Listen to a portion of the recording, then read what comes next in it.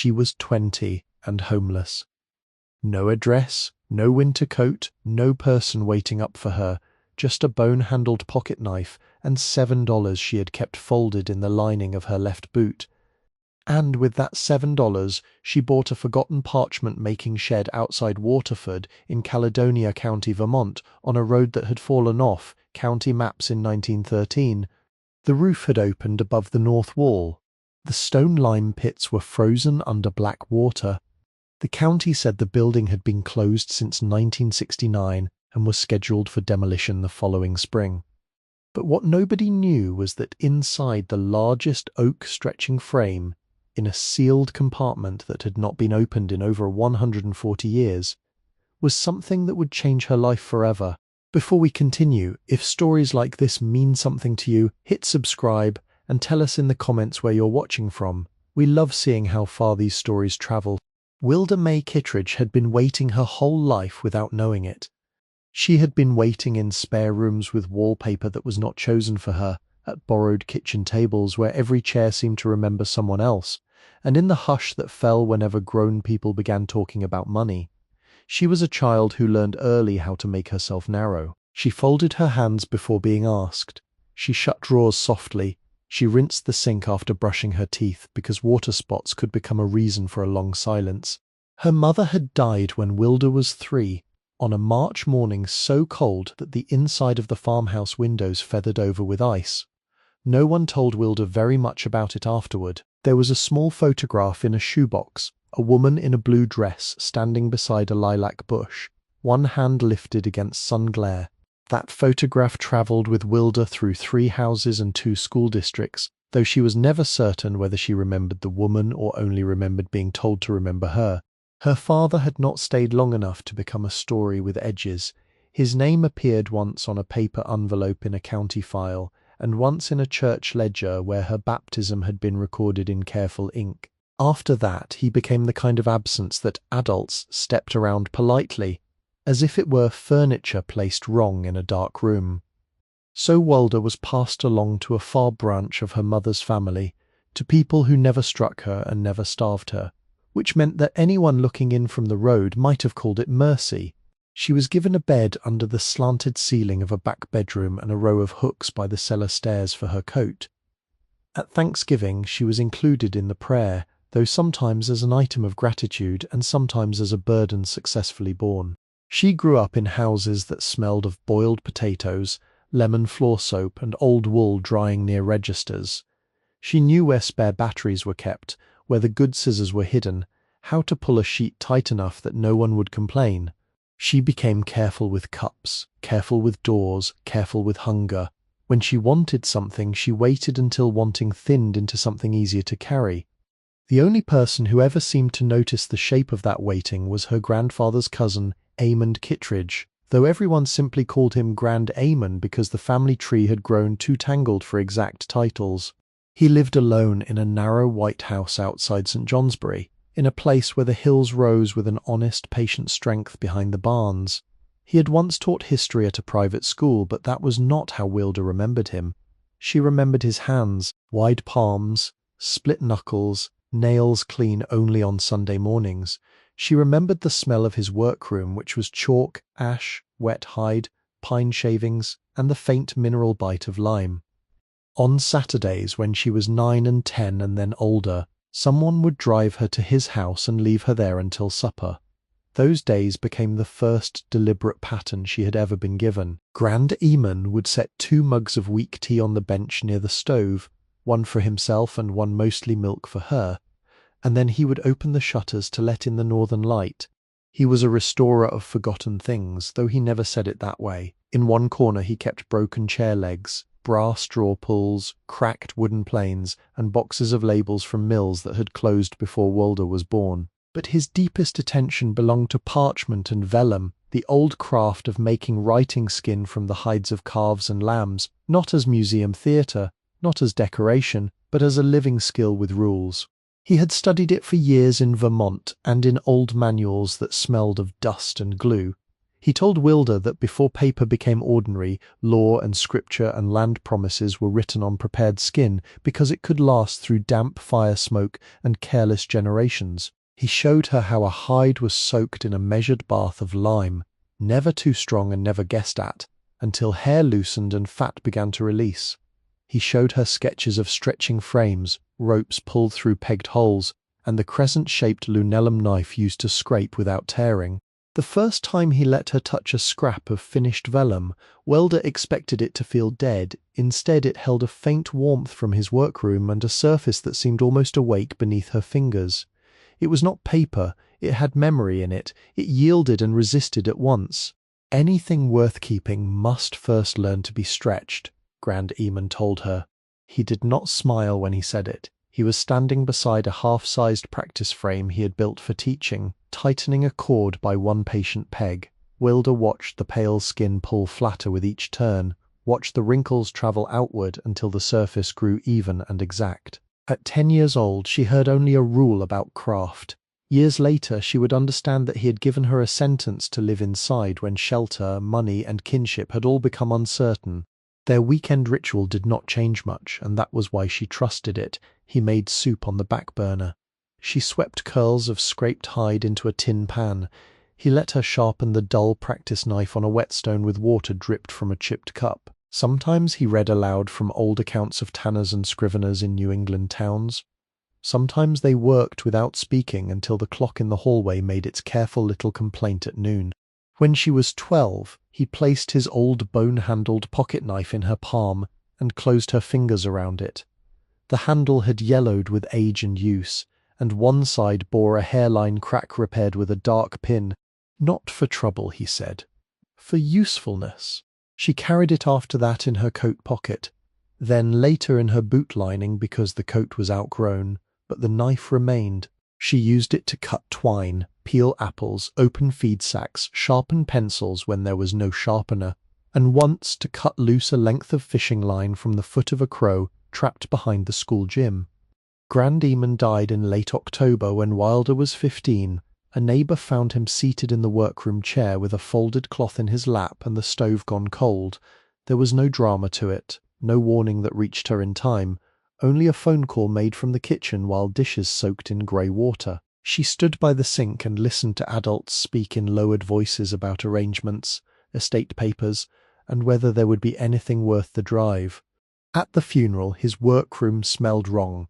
Too many coats had passed through it. Too much perfume, damp wool, and coffee breath filled the place where lime and wood shavings had once kept order.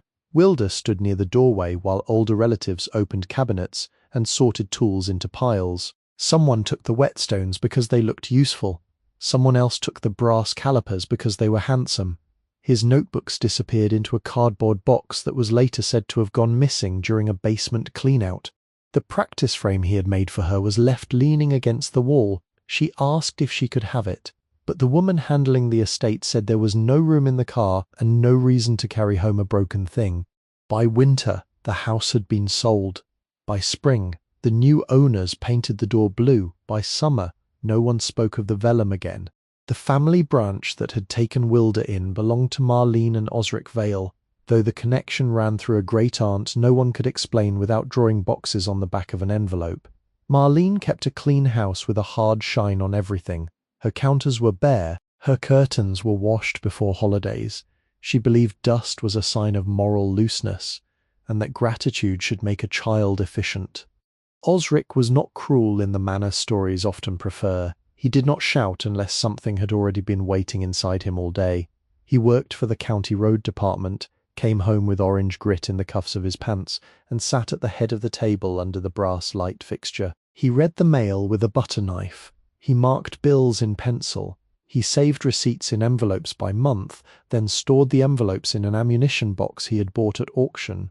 Wilda learned the weather of that house the way another child might learn music. A spoon set down too sharply meant Marlene had spoken with a neighbour. Osric folding the newspaper twice instead of once meant taxes. The refrigerator door closing with a soft click meant ordinary peace. The refrigerator door closing with a flat clap meant the evening would require silence. Marlene had once promised Wilda's dying grandmother that the girl would not go into the system. That promise was repeated often enough that it became less like love and more like a debt being paid in public. At church, Marlene received praise for it, with her face lowered and her hands clasped in front of her coat. At home, she reminded Wilda that some women had smaller lives because they did what was required of them. When Wilda finished high school, no one suggested college. Osric said debt was a trap. Marlene said a girl who knew how to clean could always find work, so Wilda worked mornings at a laundry in Lindenville and afternoons at a diner where the coffee burned if the warmer was left too high. She brought home cash in envelopes, kept enough for bus fare, and placed the rest in the yellow bowl by the phone because Marlene said adults contributed. She did not argue. Arguing required a place to stand.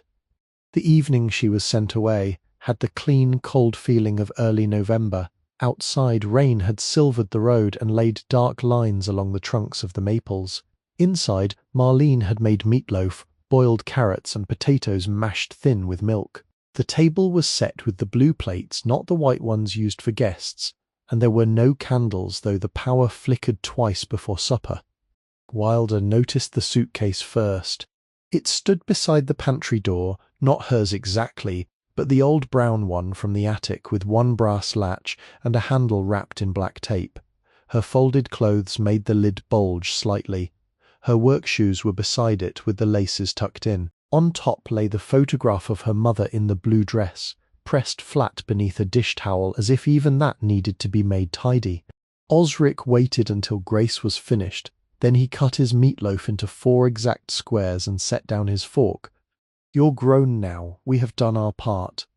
8 words. No heat in them. No apology either. Marlene kept her eyes on her plate. She moved 1 carrot from the left side to the right and then back again, as though the proper arrangement of vegetables required all the attention she possessed. Her mouth tightened once, but she did not speak. The silence she gave was not empty. It had weight, a door held closed by both hands. Wilda looked at the suitcase, then at the yellow bowl by the phone where that week's cash had already been taken for household expenses. $7 remained in her boot lining, folded around the pocket knife. She knew because she had checked it that morning before work, pressing her thumb against the bill and the 5 singles as if they were a pulse. No one asked where she would go, no one offered the car. Marlene rose after supper and began clearing plates before Wilda had finished eating. The scrape of china on china was careful, almost gentle. At the back door, Wilda put on a sweater too thin for the weather and lifted the suitcase by its wrapped handle. Rain had turned to sleet.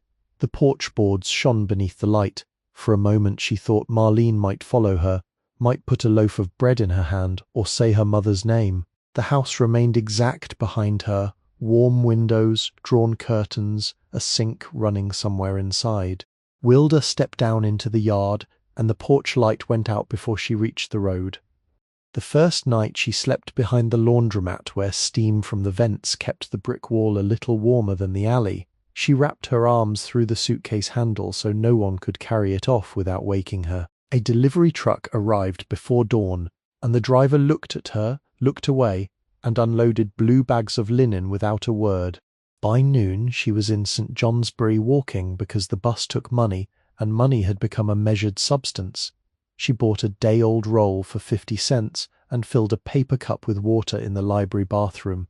She washed her face there too, using brown paper towels that roughened her cheeks. The mirror above the sink showed a narrow young woman with rain-dark hair and eyes that did not yet know how to look away from their own reflection. For 6 weeks she moved through northern towns in a pattern made of weather and public hours. St. Johnsbury first, then Lindenville, then Newport, near the lake where wind came hard across the open water and made the benches useless after sunset. She slept 2 nights in the waiting area of a bus station until a man with keys told her it was not allowed. She slept in a church vestibule in Barton, under a bulletin board crowded with potluck notices and missionary letters. She slept once in a hay barn outside Danville after asking permission from no one, burrowing under the sweet dry smell until mice skittered near her ear. The suitcase grew lighter because she began leaving things behind. A second sweater went to a woman in a shelter who had a cough that sounded deep and wet.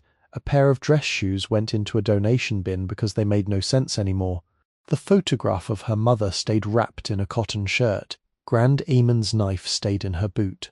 Money diminished with a dreadful honesty. $7 became $6.35 after the roll, then $5.10 after soup at a diner when the waitress looked at her too long and brought extra crackers without mentioning them, then $3.88 after a bus ride taken because her feet had blistered under both heels, then $2.06 counted under a library table while snow blew sideways against the windows. She found work where she could, though day labor favored men with trucks and regular addresses. In Newport, a woman paid her $4 to stack firewood under a porch roof. In Lyndonville, she wiped tables for one evening when a dishwasher failed to show, but the owner said he could not keep her because customers noticed things. He pressed a wrapped sandwich into her hand at the back door and shut it with deliberate softness. The cold entered her life by degrees. First it touched her fingers and ears, then it found the seams of her sleeves, then it learned her knees and the hollow at the base of her throat. She became familiar with the hours when town clocks seemed loudest, after stores closed and before bars emptied, when every lit window belonged to someone else. And yet even then she remained careful. She did not steal. She did not break into summer cabins. She did not call the Vales or walk back to the porch where the light had gone dark. Some forms of hunger can be answered with bread. Others become a line a person refuses to cross because the line is all she owns. On the 6th Tuesday, snow changed to rain before noon and turned the sidewalks into grey slush. Wilda entered the public library in St. Johnsbury with her sleeves damp to the elbows and her last dollar bill folded flat in her sock. The librarian at the desk was a broad woman with silver hair pinned low, and she looked at Wilda's shoes before offering a nod toward the reading room. Heat breathed from the radiators in uneven waves. The place smelled of wet wool, printer toner, old paper, and floor wax. Wilda chose a table near the local history shelves because no one else had taken it, and because the window beside it gave a view of the street without making her visible from the desk. She had not meant to read the classifieds. The newspaper lay abandoned there, folded to the county notices, with a dark ring from someone's coffee near the top margin. She turned a page only to keep her hands moving. Then her eyes stopped on a boxed notice printed in small type. County sale by sailed bid. Abandoned structure and land parcel. Former Parchment works shed. Waterford, Caledonia County. Minimum bid, $7 purchaser responsible for taxes, repairs and removal or rehabilitation. Building condemned no warranties. Inquire county clerk. She read it once, then again, then placed one finger under the words former Parchment works shed. The room seemed to settle around her, not dramatically, not with any sign that the world had turned its head. A man coughed near the magazines, the radiator clicked somewhere behind the desk, a phone rang twice and was answered in a low voice. Former Parchment works shed. The phrase did not promise shelter, it promised rot, risk, paperwork, and probably disappointment. A condemned building could be less useful than a ditch if the roof had failed and the county wanted it gone. $7 was not a price so much as a warning. Any sensible person would understand that. Wilda slid her hand down to her boot and touched the hidden fold of money through the leather. Grand Eamon had once told her that forgotten trades did not disappear all at once. They sank into barns, attics, estate boxes, and men's memories. They waited under dust until someone either burned them, sold them, or listened. She stayed in the library until closing, copying the notice onto the back of an old church bulletin she found in her suitcase. The librarian gave the first warning at 10 minutes before 6. At 5 minutes before 6, Wilda folded the bulletin and tucked it beside her mother's photograph. Outside, the rain had stopped. The town smelled of thawing snow and chimney smoke. She stood beneath the library awning while cars passed with their headlights on, each one carrying heat. Radio voices, paper cups, gloves, groceries, ordinary destinations. Her feet ached in a way that had become nearly constant. Her stomach held only crackers and water. The last dollar in her sock was damp with sweat. Waterford was not far on a map. It was far in the body. There would be walking and perhaps a ride if anyone stopped, and perhaps no shed worth finding when she reached it. The county could refuse her. The notice could be old. $7 could buy nothing but the right to be responsible for another ruin.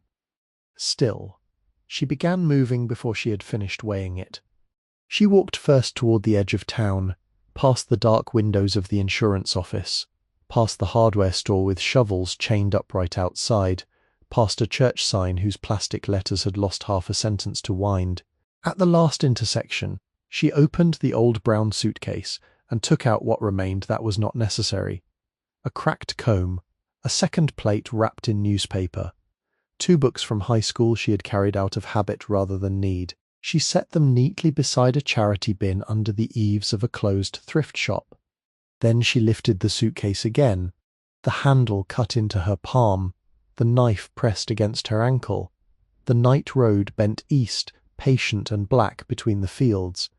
By morning, Wilda would reach the county clerk's office with mud on her hem, sleet in her hair, and $7 held so tightly in her fist that the edges of the bills would leave red marks across her skin. The bus heater failed somewhere past Lindenville, and by the time the driver pulled onto the shoulder to test the vents, the windows had clouded white from 30 tired breaths. Wilda sat 4 rows from the back with the brown suitcase between her knees. Her stockings were damp inside her shoes, and her coat, never meant for weather that could harden a road overnight, held the cold the way thin cloth holds smoke. The driver apologized once to no one in particular, then returned to his seat with a paper cup of coffee balanced near the wheel. Outside, the country rose and fell under a skin of November sleet. The fields were not yet fully winter, but they had given up the colour of autumn.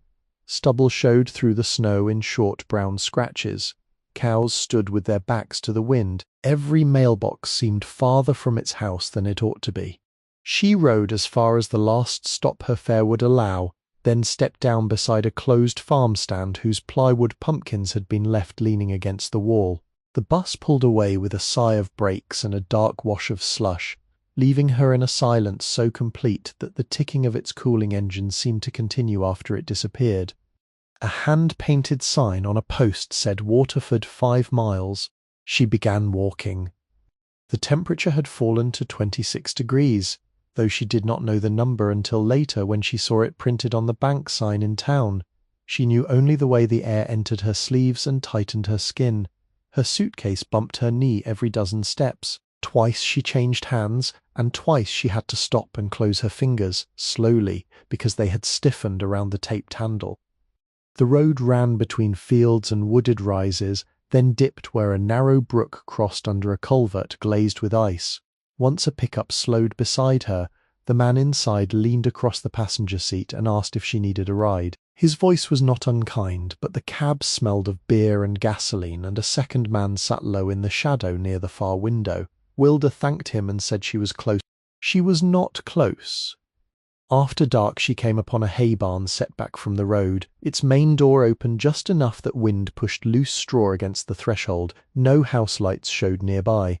She stood there for several minutes, listening. A horse shifted somewhere in the deeper dark, or maybe only the building settling under frost. She entered without touching anything that seemed private, climbed into the hayloft, and made a hollow for herself between square bales. The hay held summer faintly sweet and dry beneath the colder smell of dust and old boards. She slept in pieces. She woke when the moon crossed a crack in the siding. She woke when her left foot cramped. She woke once to the low, enormous sound of a cow breathing below, and for a moment she believed she was a child again in some borrowed house, listening to pipes knock awake before dawn. At first light she brushed hay from her skirt and left the barn as she had found it. No latch disturbed, no gate left open, nothing taken. The town appeared gradually, as though it had grown from the road rather than been built beside it. First came a cemetery on a slope, its stones tilted under crusted snow, then a white church with a bell tower and a sign announcing a bean supper that had already passed. Then, after a bend lined with sugar maples, the clustered centre of Waterford presented itself in plain pieces. There was Noyes General Store with 2 gas pumps out front and a faded Coca-Cola thermometer nailed beside the door. There was Barrow Hardware, its display window arranged with stovepipes, snow shovels, rolls of copper flashing, and 1 red sled, whose runners had begun to rust. There was the Waterford Savings Bank in a brick building with a clock above the entrance, and a wreath hung slightly crooked. There was Millie's Cafe, where the front glass had steamed over from breakfast, and someone had written PIs today with a finger through the fog. Farther down stood the feed and grain office, a low clapboard building with sacks stacked in the window and a dog asleep beneath the awning. Wilda paused across from the cafe. Through the glass she could see people in booths, heads bent over plates, hands curled around mugs. A waitress moved with a coffee pot tucked into the crook of her elbow. The sight of ordinary breakfast struck her more sharply than hunger itself, so she turned toward the brick municipal building before she could make a foolish purchase with money already spoken for. The county clerk's office occupied the left side of the building, past a narrow vestibule where wet boots had left black crescents on the floor. Heat came from a cast-iron radiator under the front window, and the air smelled of paper files, damp wool, stamp ink, and whatever lemon oil had been used on the counter. Behind the glass partition, metal drawers rose in tall banks along two walls. Some were labelled by year, some by township, and some by handwriting so faded that the names seemed half erased. A bell above the door gave a single dull ring when she entered. The woman at the counter looked up from a ledger. She was in her late 50s with iron-grey hair braided and pinned close to her head, narrow glasses on a chain, and a brown cardigan buttoned unevenly over a blue dress. A silver nameplate rested on the counter before her. MRS Althea P. Bridgman, County Clerk. The nameplate had been polished so often that the letters shone brighter than the metal around them. Mrs. Bridgman did not smile, but she did not look away either.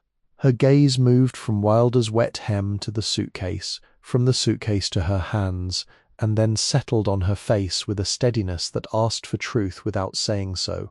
"Can I help you?" Wilda unfolded the copied notice from the church bulletin. The paper had softened at the creases. She laid it on the counter and smoothed it with 2 fingers. "I came about the Parchment Works shed." The clerk did not move for a breath. Then she drew the paper closer and read the copied lines, though Wilda suspected she knew them already. "That parcel should have been taken down years ago." "Yes, ma'am." "It has no inspected water." "Yes, ma'am." "No electrical service." "Yes, ma'am." "The roof is open on the north side, and at least one wall has pulled from square." "Yes, ma'am." "There are lime pits in the rear workroom, stone-lined, deep enough to drown a child or break an adult's leg in the dark." "Yes, ma'am." Mrs. Bridgman set the paper down and removed her glasses. Her eyes without them looked larger and less official. "You understand that buying a condemned property does not make it safe." "Yes, ma'am." "You understand the county will not repair it." "Yes, ma'am." "You understand that if you take ownership, the tax account follows you, and so does liability." "Yes, ma'am." "You understand there is a demolition order pending if stabilization is not started before spring." "Yes, ma'am." The clerk leaned back slightly. Somewhere behind her, a wall clock clicked with a soft and disciplined sound. Through the front window, Wilda saw a man in a wool cap cross the street carrying a paper sack against his chest.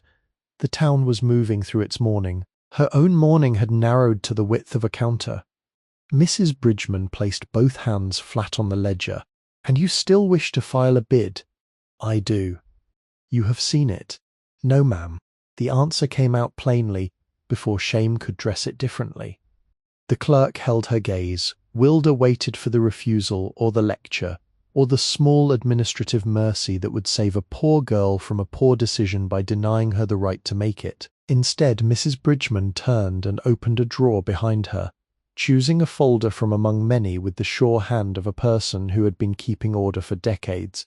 The folder was grey, tied with cotton tape, its corner softened by age. She laid it on the counter but kept one palm resting over it. "Former Liddell Parchment Works," she said. "Parcel 12 acres, more or less.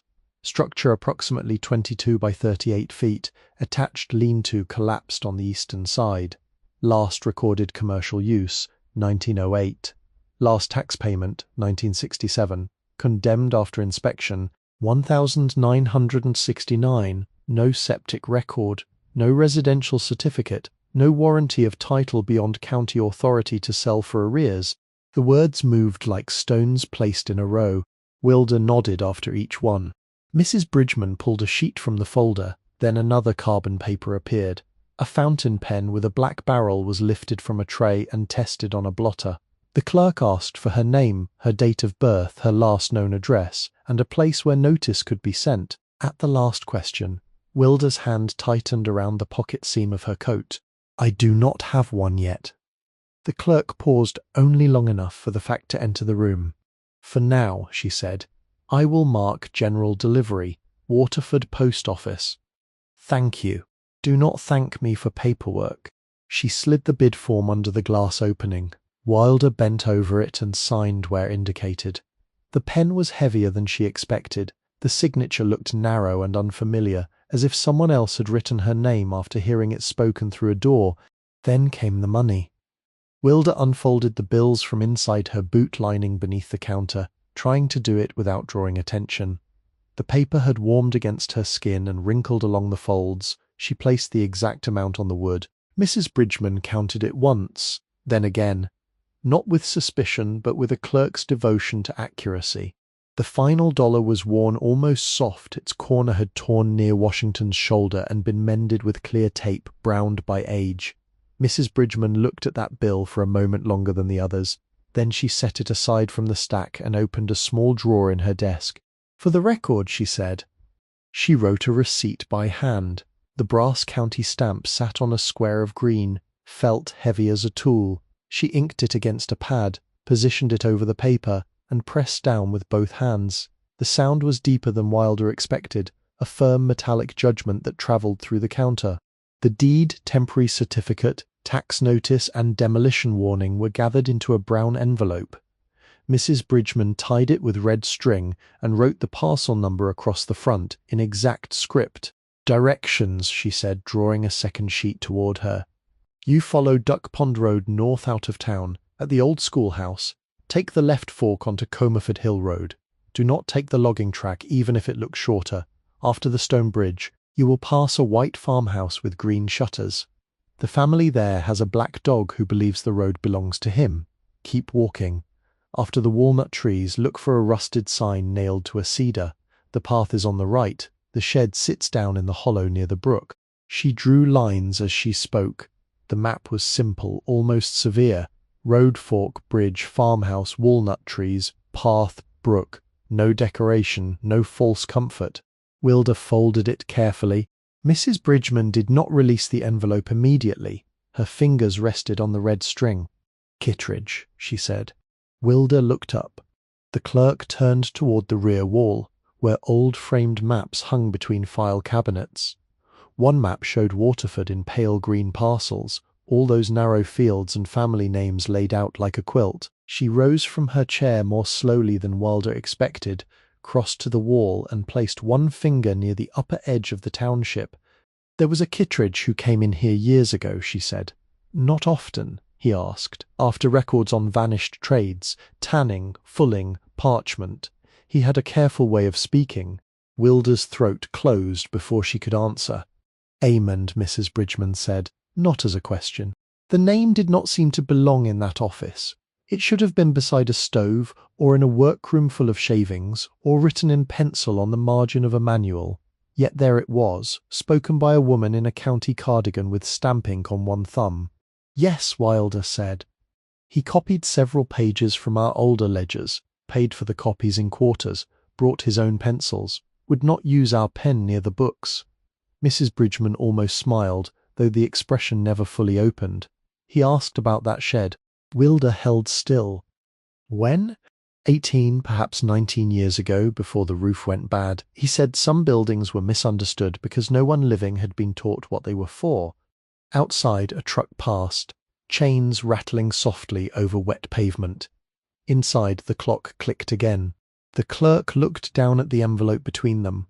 When she spoke, her voice had lost a little of its office edge. He never filed, only asked. Walked out with copies and stood on the steps a long while, reading in the cold. Wilda placed one hand on the counter to steady herself. It was not grief exactly that moved through her, but a recognition so quiet and exact it felt almost like instruction. Grand Amon had known. Not everything, perhaps, but enough to have searched. Mrs. Bridgman slid the envelope through the opening. "There is one more thing." Wilda waited. "If you mean to go there today, go before dusk. The hollow holds cold earlier than town." "Yes, ma'am." "And do not step backward in that workroom. People look at walls and forget pits." "Yes, ma'am." The clerk opened the small drawer again and placed the worn taped dollar inside, separate from the till. She did not explain why. Wilda did not ask. When Wilda stepped back into the street, the morning had brightened into a pale, hard afternoon. Sunlight lay on the snow without warming it. The bank sign across the road read 26 degrees Fahrenheit. Her body read colder. She did not buy breakfast. Ownership had entered her life as a brown envelope under one arm, and hunger could wait a little longer. Duck Pond Road climbed out of town past the feed office, where the awning dog lifted his head and decided she was not worth rising for. A man in a seed cap came out of the grain building carrying a clipboard and watched her pass. He did not wave, but he did not turn away with disgust either. That seemed for the hour like a kindness. The old schoolhouse stood at the fork as Mrs. Bridgman had drawn it, a square white building with tall windows boarded from the inside and a bell cupola empty against the sky. Children had once entered through 2 doors. Boys and girls separated by signs now vanished. Wilda paused there to change the suitcase to her other hand. Comerford Hill Road narrowed after the fork. Tire tracks hardened in the mud, then broke where water had crossed and frozen. Stone walls ran alongside the road, their grey backs showing through snow like the bones of fields. The wind moved differently there. In town it had run along streets and corners. On the hill it came straight across open land, cold and honest. At the stone bridge, she stopped to listen to water under ice. The brook below did not sound large, but it sounded persistent, finding its way between rocks, beneath frozen shelves, around roots that held the bank. She leaned over the parapet long enough for a drop of thawing snow from the stone cap to fall onto her wrist. Past the bridge stood the white farmhouse with green shutters. Smoke rose clean from its chimney. A tractor tire leaned against the barn. Before Wilda reached the mailbox, the black dog appeared. He was broad-chested and old enough to have grey around his muzzle, but his bark came out large and official. He planted himself in the road and declared the matter settled. Wilda stopped. The suitcase hung from one hand. The envelope stayed beneath her coat. "I'm passing," she said. The dog barked again. A woman's voice called from behind the barn. "Noble, leave her be." Noble considered the command, took 3 slow steps toward Wilda, sniffed the air and found nothing in her worth defending against. He turned aside with the dignity of a magistrate and trotted back toward the porch. The woman did not appear. Wilda kept walking. The walnut trees came after a long dip in the road. They stood in a row along the western edge of a field, older than the fence beneath them, their branches black and intricate against the afternoon. Fallen husks lay under the snow where squirrels had worried them apart. In summer, their shade would have been deep. In November, they looked like hands held open to receive weather. A cedar stood just beyond them, bent at the top. On its trunk, half covered by lichen, hung a rusted metal sign. Most of the white paint had lifted away. Only fragments remained. Liddell, Parchment. Works. Below the sign, a path entered the trees. Wilda stopped with one foot still in the road. There are moments in a life when choice, once made, becomes visible as a place, not grand, not lit from above, only a path grown narrow between low brush, waiting in the cold with snow broken by deer tracks and the brown stems of last summer's weeds. She stepped onto it. The path sloped into a hollow where the air changed at once. It grew wetter, deeper, more mineral. Hemlocks gathered along the lower ground, and the brook Mrs. Bridgman had mentioned ran somewhere ahead, hidden but audible. The suitcase caught twice on thorn canes. A branch scraped her cheek. She ducked under a fallen limb silvered with fungus, and came out into a clearing. The shed stood at the far edge of it. For a while she did not move. It was larger than she had allowed herself to imagine, and smaller than anything that could save a life. The main building measured perhaps 22 feet by 38, as the clerk had said, built of weathered clapboards that had lost most of their paint. The roof was cedar shake patched long ago with tin near the chimney. then opened where the north side had failed. Snow lay inside that wound. One corner sagged toward the earth, held from collapse by stubborn framing and perhaps habit. A stone chimney rose from the west wall, crooked but standing. Its cap had cracked, and a young birch had rooted in the moss near the base. The front door was oak, blackened at the bottom by years of thaw and freeze, secured with a county chain and a padlock new enough to look insulting. 3 windows faced the clearing. 2 had no glass. The third held a single jagged pane that reflected the white sky in broken pieces. The collapsed lean-to lay on the eastern side like a fallen shoulder. Rafters rested under a coverlet of snow and dead leaves. An iron hook hung from one beam. Near the door, a stone step had split down the centre. Old boot scrapes marked its surface, filled now with ice. Above the lintel, another sign remained, carved rather than painted. Liddell and Sons, vellum and parchment. The ampersand had been cut by hand, uneven and graceful. Wilda set the suitcase down. The clearing held no welcome that anyone else would have recognized. No smoke, no lamp, no sound of human nearness. The brook spoke beyond the building, and somewhere in the hemlocks a crow made one dry complaint. Yet the place did not feel abandoned in the way alleys and station benches had felt abandoned. It felt kept beneath neglect, the way a coal can keep red under ash long after the room has gone dark. She took the county key from the envelope. Her fingers shook, partly from cold, partly from the awkwardness of being allowed to open something that had stood closed for so long. The padlock resisted once, then gave. The chain fell against the door with a sound that moved through the clearing. She pushed, but the door did not open. Wood swollen by seasons held fast in its frame. She set her shoulder to it and pushed again. Something inside scraped across the floor. Dust fell from the lintel. On the third try, the door opened inward 6 inches, then a foot, then wide enough for her to enter sideways. The first smell stopped her on the threshold. Lime. Not strong in the active way Grand Demon's workroom had been, not fresh or clean, but faint and buried under decades of closed air. Lime, dry hide, old smoke, wet wood, mouse nests and stone. Beneath all of it lay another scent she could not name at first. Something mineral and patient like rainwater held in a cellar wall. The front room had once been an office and cutting space. Light entered through the broken windows in pale slabs, showing a floor of wide pine boards buckled near the north wall. A counter ran along one side, its surface scarred by blades and dark stains. Pegs lined the wall above it. On the pegs hung nothing but cobwebs and one loop of hardened cord. A cast-iron stove sat near the chimney. Door open, belly packed with bird nest and soot. Beside it stood a 3-legged stool, one leg repaired with wire. A ledger shelf leaned empty in the corner. A cracked inkwell remained on the counter, its glass clouded white. Near the door lay a broom without a handle. Wilda entered slowly, placing each foot where the boards looked sound. Mrs. Bridgman's warning about pits had entered her body. Do not step backward. She moved like someone crossing ice. The room answered with creaks, not random ones. Each board had its own note, its own objection, its own memory of weight. She learned them one by one as she moved toward the rear doorway.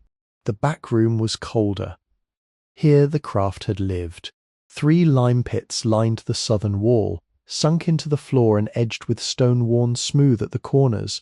Black water had frozen over 2 of them. The third was dry, filled with leaves, bits of plaster, and the skeleton of a bird. Above the pits, iron rings had been set into the beams. A long table occupied the centre of the room, bowed in the middle but still standing. On it lay a wooden paddle, split lengthwise, and a coil of rope so stiff it looked carved. And along the north wall hung the stretching frames. Wilda stood still. There were 5 of them. 4 were modest, human-sized rectangular oak frames with pegged holes around their edges and old cords hanging in loops. The 5th was enormous, built with heavier timber, wider than a doorway and nearly as tall as the wall. Its crossbars were dark with age and polished in places where hands had turned pegs over many working years. Even in ruin, even in cold, the frame held dignity. Its purpose was visible. It had been made to take a wet, uneven hide and hold it under steady tension until it became something fit to bear a promise. Wilda did not touch it yet. She walked the room once, careful, deliberate, counting hazards under her breath: broken glass near east window, loose board by table, pit edge, fallen plaster, nail point. She had learned long ago that fear became more useful when named in pieces. The roof opening above the north wall let in a silver light. Snow had drifted beneath it, dusting one corner of the largest frame and whitening the floor below. A drop of meltwater formed on a roof beam, swelled, then fell into a metal pan someone had placed there decades ago. The pan answered with a hollow ping. There were no chairs worth using, no bedding, no food, no fire ready to light. She should have returned to town, found a church vestibule, asked the cafe owner whether sweeping could buy soup. Instead, she carried her suitcase into the front room and chose the driest place near the interior wall. First, she shut the door as far as warped wood allowed. Then she dragged a fallen shutter from beside the counter and propped it against the gap. She found a length of rope near the stove and tied the door pull to a nail so the wind would not shove it open. These were not repairs, they were agreements made for one night. The light faded early in the hollow. It left the corners first, then the counter, then the stove, then the floor at her feet. Cold deepened after sunset until the boards seemed to give it back from below. Wilda put on every garment she owned. She wrapped her mother's photograph in a shirt and set it inside the suitcase beneath her head. The county envelope she placed under her coat, against her ribs. She did not light a fire. The chimney might be blocked, the stove cracked, the flue full of nests. Grand Eamon had taught her that warmth taken foolishly could burn a roof faster than cold could kill a person. So she ate the last crackers from her pocket and drank a little water from the bottle she had filled in town. Night entered the shed with many small sounds. The shutter tapped once against the door, then settled. Mice moved inside a wall, ice released somewhere outside with a faint snap. The brook kept speaking beyond the back room. Wind touched the broken windows and made a low note in the frames, almost like breath through a reed. Lying on the floor, Wilda smelled lime each time she turned her face toward the rear room. She smelled old smoke when she turned toward the stove. The floorboards under her hip were hard, but they were not pavement, not brick, not a bus station bench, not the damp ground behind a laundromat. Above her, through a tear in the ceiling near the wall, she could see one strip of night sky, black and exact, holding 3 cold stars. She placed one hand inside her boot and touched the bone handle of the knife. "Usefulness," she whispered. The word disappeared into the room without echo. Sometime near midnight, she woke from a shallow sleep because snow had begun again, not heavily. Only a patient sift through the roof wound, faint against the pan and softer where it landed on old wood. She lifted her head and listened. The shed did not answer like a home, not yet. It answered like a thing that had endured more weather than she could count and had not given up its shape. Wilda lowered her head again. Her breath warmed the sleeve beneath her cheek. Her knees ached. Her hands had stopped trembling. For the first time in 6 weeks, no one could ask her to leave before morning. "The house is not empty. It has been waiting. You are welcome here." By first light, the pan beneath the roof wound had caught a skin of new ice. Wilda rose slowly because the cold had found every hinge in her body during the night. Her shoulder ached where it had pressed against the floor. One knee had gone stiff beneath her skirt. Her fingers curled inside her sleeves, opened with the reluctant care of old locks. She began the first morning by making rules. Do not step backward in the workroom. Do not trust any board until it has taken weight twice. Do not drink from the brook until the water has been boiled. Do not light the stove until the chimney has been cleared. Do not spend what can be repaired, borrowed, carried, or done without. The rules steadied her. They made the place less like a ruin and more like a problem with edges. Outside, the hollow had turned white overnight. Snow lay across the path in a thin, even sheet, broken only by the small paired tracks of some animal that had passed before dawn. The brook ran black between shelves of ice, its voice clearer in daylight. Behind the shed, half hidden by bramble and collapsed fencing, she found the well. It was a stone-lined well with a low circular wall and a square wooden cover weighted by a field stone. The rope had rotted away years ago, and the bucket beside it had no bottom. Wilda lifted the cover only a few inches and looked down into darkness that smelled of iron, leaves, and deep water. The sound came late when she dropped a pebble, a distant plunk that told her the well had not gone dry. Not useful yet. Farther beyond the well stood the outhouse, leaning but upright beneath a hemlock. Its door hung from one leather hinge and opened with a complaint like a long-held breath. Inside was a crescent cut into the seat, a wasp nest under the roof peak, and a Sears catalogue from 1962 curled stiff with damp. A woman with choices would have turned away. Wilda had been living for weeks among fewer choices than that, and so she set a branch across the broken hinge, swept the snow from the threshold with her foot, and counted it among the things that could be made to serve. The first 3 days passed in work so small that no one else would have called it progress. She learned the floor's creaks as if learning the names of animals. The front room had a hollow complaint near the stove, a bright squeak under the south window, and one dangerous silence where a plank bowed without speaking. The back room had heavier notes because moisture had entered from the roof. Near the lime pits the boards gave a damp, fibrous sound. Near the stretching frames they held better, tight-grained pine fastened to joists that still remembered strength. She moved through the shed with the deliberate patience of someone handling a sick creature. She cleared glass into a broken crock. She pulled bird nests from the stove with a stick and laid them outside under a cedar, because even abandoned nests seemed too carefully made to throw into muck. She found a broom handle in the collapsed lean-to and fitted it to the head inside. She swept mouse droppings into paper and burned none of it, because the stove was still forbidden. At night she slept near the interior wall with her suitcase for a pillow. By day she carried water from the brook in a dented tin pail found under the counter, then boiled it over a little fire built outside between stones. It took too much time and smoked badly in the damp air, but warm water in her hands felt almost extravagant. Once, while heating it, she remembered Grand Amon pouring kettle water into a basin and saying that cleanliness was not vanity in a craft room. It was respect for materials one hoped to transform. By the third afternoon, she understood that surviving the shed would require the town. She did not like that knowledge, but she accepted it.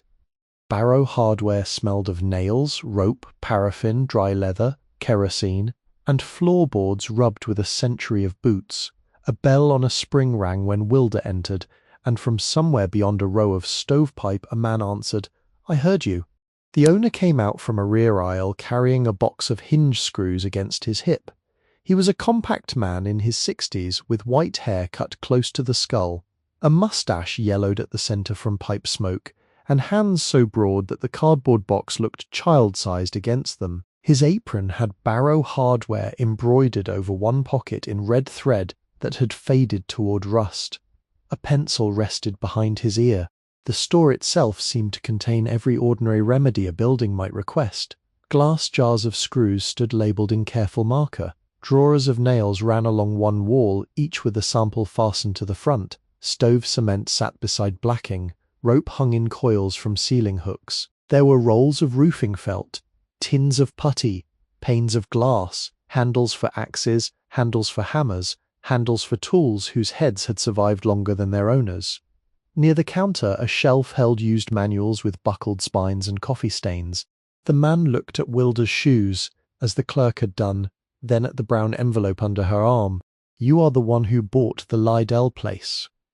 News travelled in towns by means more efficient than wire. "Yes, sir." "Name?" "Wilda. Silas Barrow." He set the screw box down and wiped one hand on his apron before offering it. His palm was dry and warm. She shook it carefully, expecting judgment. Instead he studied her the way a carpenter studies a joint, looking not for fault but for the true angle.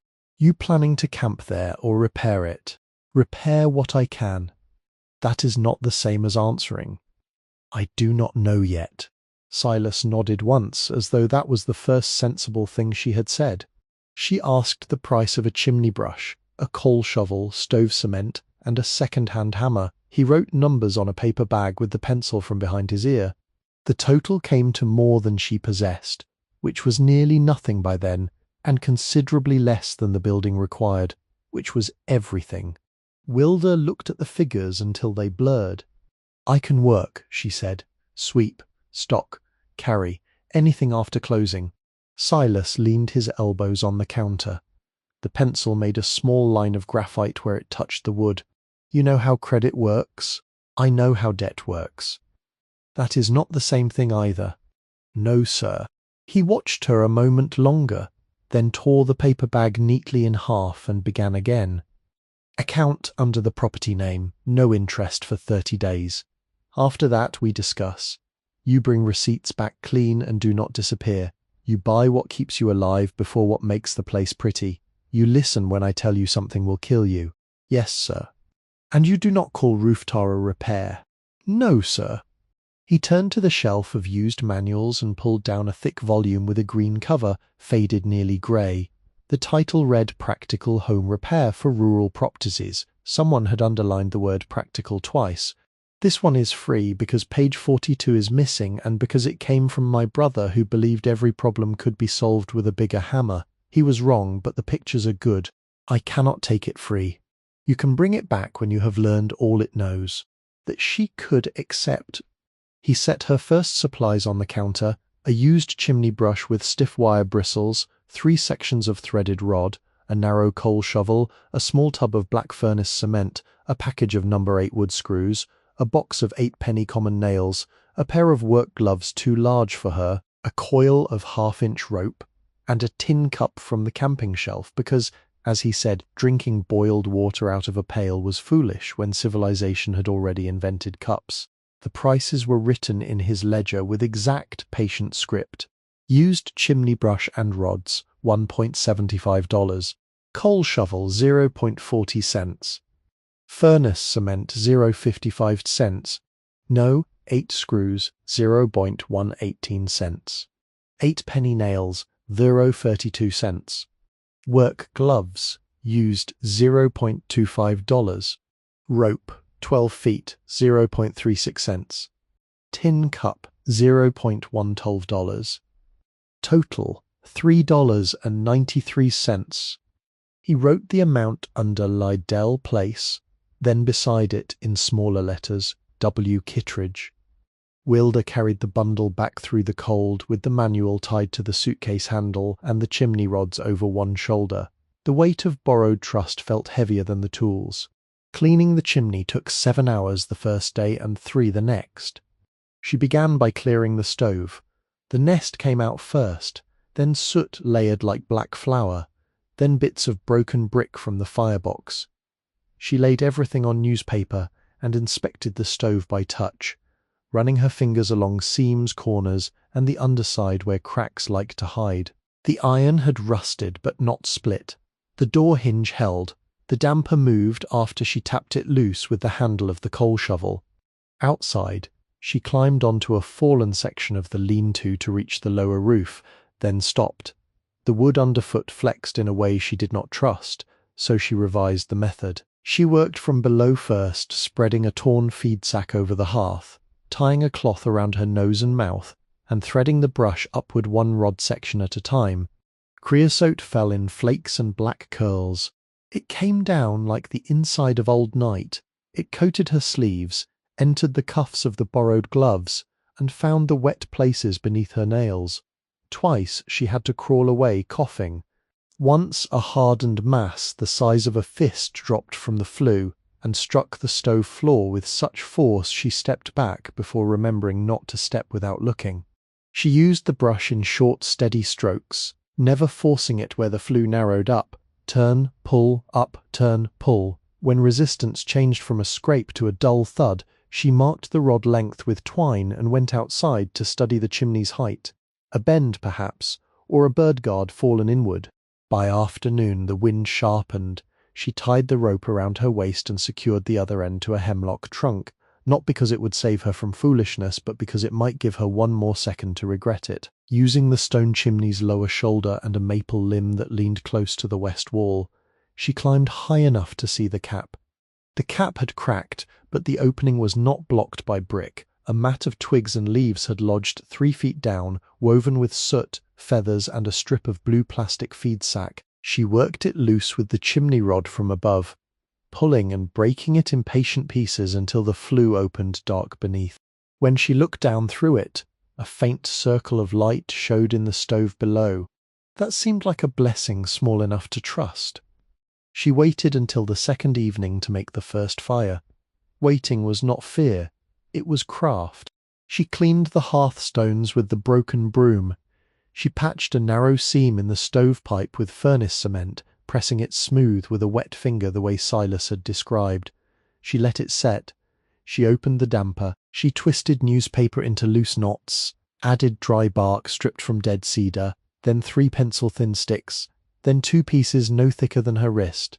She lit the paper with a match bought on credit for 2 cents after Silas added it to the ledger and told her not to pretend she was a pioneer when matches existed. Smoke entered the room first. Wilda crouched low, ready to smother the fire with ash if the draught failed. The paper caught, the bark hissed. A grey ribbon slipped from the stove door, curled, then changed direction and drew inward. In the pipe a low sound began, not a roar but a pull. The chimney accepted. When the first true flame stood under the sticks, she sat back on her heels. Warmth came slowly, almost shyly. It touched the stove belly, then the hearthstones, then the space before her knees. She warmed her hands without taking off the gloves because they were filthy, and because the habit of caution remained. The fire made the room visible in a new way. Rust glowed brown.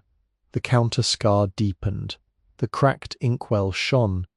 For supper she boiled water in the tin pail and made cornmeal mush from a small sack Silas had placed in her bundle without writing it down until she insisted. It tasted of iron, smoke, and hunger. She ate with the tin cup because she had no spoon, scraping the thickened meal with a sliver of clean wood she had carved flat with Grandemon's knife. No meal she had eaten in 6 weeks had asked so little of her dignity. The next morning, with the stove holding a bed of coals under ash, Wilda began the inventory of the workroom. She did it as Grandamon would have done, not by excitement, not by grabbing, by listing. On the counter nearest the doorway, 1 cracked slate, 2 rusted awls, a bundle of peg blanks tied with linen thread, a bent iron scraper, 3 glass bottles with no corks, 1 labelled alum in flaking ink. On the wall pegs, 4 loops of cord hardened by damp, 1 wooden measuring rule split at 9 inches, 1 empty leather sheath shaped for a curved blade. Under the central table, 2 stretchers for smaller skins, 1 missing its lower rail, 1 sound, a shallow tray of wooden toggles, a mouse-chewed sack that might once have held chalk, a length of ash wood planed round and smooth from handling. Near the lime pits, a paddle with lime scale still on its blade, a broken rake head, a stone weight drilled through the centre, a bucket whose iron bands had failed, a line of white mineral on the wall marking some earlier depth of liquid. On the north wall, 5 stretching frames, each with pegged holes, old cords and turning pins, 4 ordinary in wear, 1 larger and better made, its oak darkened not only by age but by generations of hands. She recorded everything on the blank back pages of the repair manual, writing around diagrams of gutters and joist hangers. Her pencil wore down quickly. She sharpened it with the bone-handled knife and kept the shavings in a small pile on the stove ledge for kindling. The inventory took most of the day because objects kept asking for more exact attention. A peg was not simply a peg if it had been turned by hand to a taper. Rope was not simply rope if it had been spliced rather than knotted. Stains on the table were not dirt if they showed where wet skins had been laid in the same position for years. By late afternoon, she reached the largest frame. It hung from 2 iron hooks driven into the north wall studs, though its lower end rested on blocks to carry the weight. The oak rails were broader than her palm, joined at the corners with through tenons and dark wedges. The holes for pegs ran in steady intervals around the inner edge. Some still held wooden pins polished at the tips from use. Across the middle, 2 horizontal bars divided the frame into 3 working spaces. Wilda touched the side rail first. Cold oak. She expected the dry, open sound of aged wood when she tapped it with her knuckle. The side rail answered correctly, a hollow but natural note, seasoned timber with air behind it because of its size. The upper rail answered similarly. The lower rail gave a deeper sound where damp had entered near one corner. Then she tapped the middle crossbar. The sound was wrong. Not louder, not dramatic. Wrong in the way a familiar word is wrong when one letter has been changed. It was too dense at the left end, too quiet in the centre, and strangely dead near the right joint. She tapped again, using the handle of the coal shovel this time, moving inch by inch. Oak, deadness. Oak, deadness. A faint answering shift inside. She held still. The room had grown dim without her noticing. Light from the roof wound fell across the frame and showed fine dust gathered along the top of the crossbar. In that dust she saw a line. Not a crack, not damage, but a seam so narrow it might have been made by a blade and then darkened by years. She tested weight next. The crossbar was too heavy for its apparent size, even allowing for aged oak, even allowing for damp. It carried itself differently from the others. The central bar beneath it, though equal in dimension, could be lifted a fraction when she loosened its support peg. The suspicious bar would not move. Wilda fetched the tin cup, stood on the sound portion of the floor, and placed the cup's rim against the wood while pressing her ear to the base. Grand Eamon had taught her this trick with walls and old boxes. Sound travelled differently through emptiness, fullness, rot, and concealment. She tapped. Inside the crossbar, something answered with the faintest wooden shift. Not metal, not stone. She worked until nearly dark before finding the cedar disc.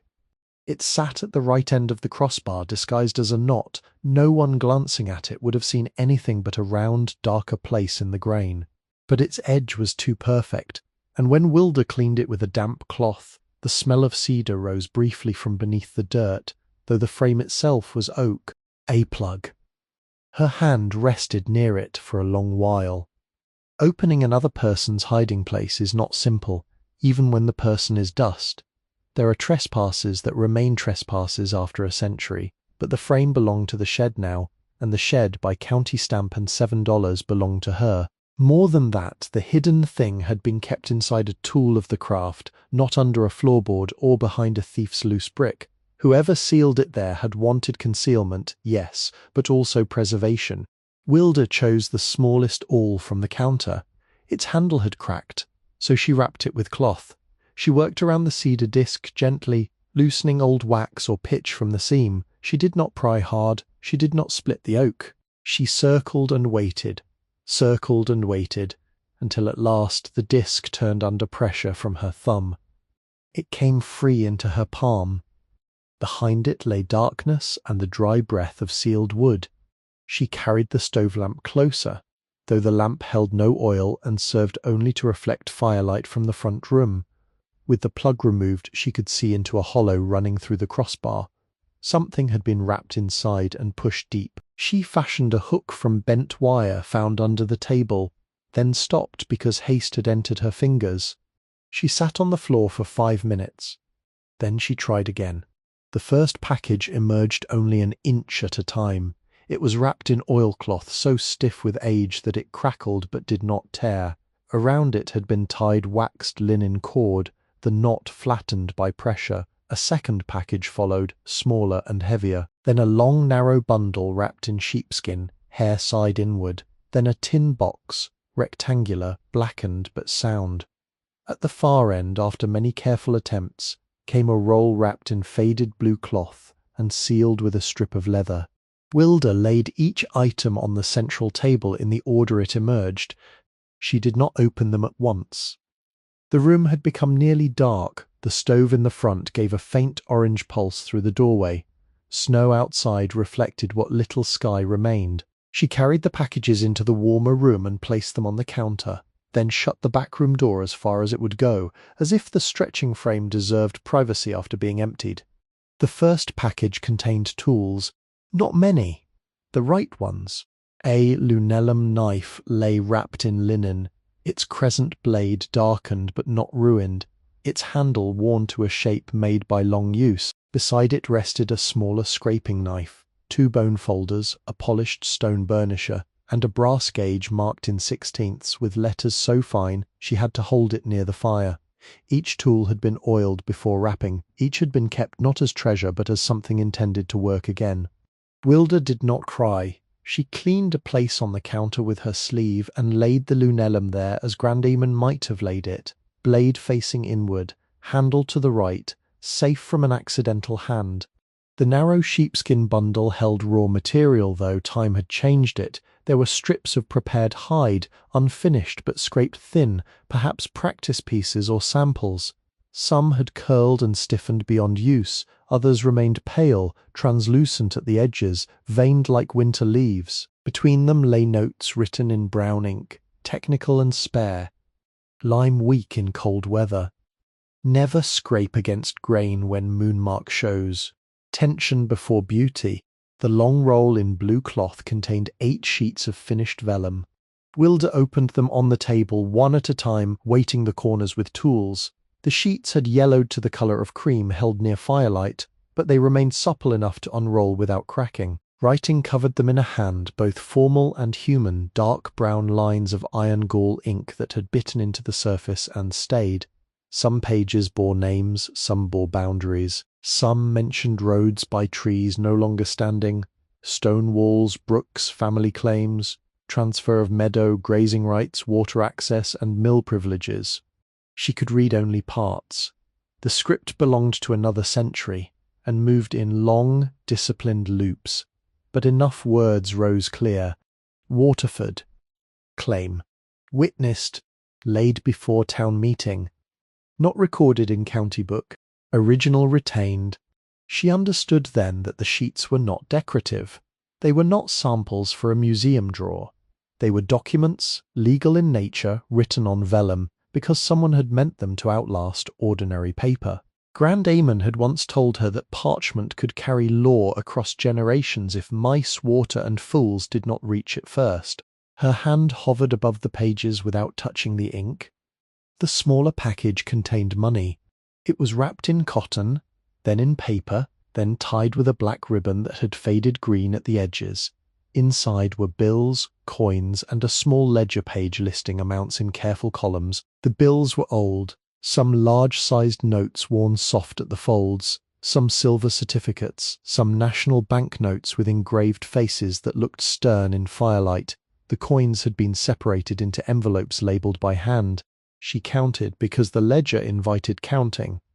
$10 notes, $5 notes, 20s few enough to be solemn, silver dollars heavy in her palm, Morgan heads worn smooth over Liberty's cheek, $half, barber quarters, Mercury dimes, Indian head cents, 3 gold pieces wrapped separately in cloth so dark it might once have been red. A small envelope of odd foreign coins, perhaps keepsakes, was marked not for spending.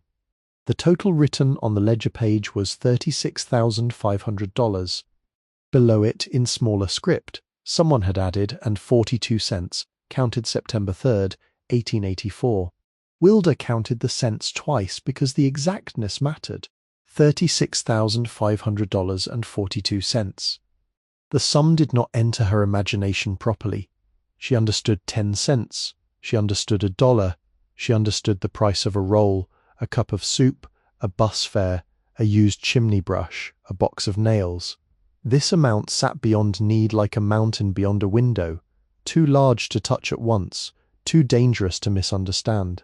She put the money back into its order. The tin box was last. It opened reluctantly after she worked the edge with the pocket knife and warmed the hinges near the stove. Inside lay a folded letter sealed with wax gone brittle, a small oval photograph faded nearly to smoke, and a military medal on a ribbon stiff with age. The medal was bronze, darkened, and bore the year 1863 engraved faintly on the reverse, beside initials she could not yet read. Wilda held it in both hands. Grandamon had taught her to honour objects before interpreting them. Interpretation could wait. Respect could not. She placed the medal on the cleanest square of cloth she owned. The letter she did not open.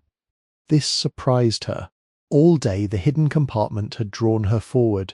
Every action had led to the next with the patient force of necessity. Find the wrong sound, find the seam, remove the cedar plug, draw out the packages, open the tools, open the vellum, count the money, open the tin, but the letter stopped her. It had waited longer than hunger, longer than county paperwork, longer than any living person's claim upon the shed. Opening it at night, with dirty hands and exhaustion pulling at her attention, seemed careless. There are words that deserve daylight, even if they have spent a century in the dark. So she closed the tin box. She wrapped the money again, not tightly enough to damage it, but neatly.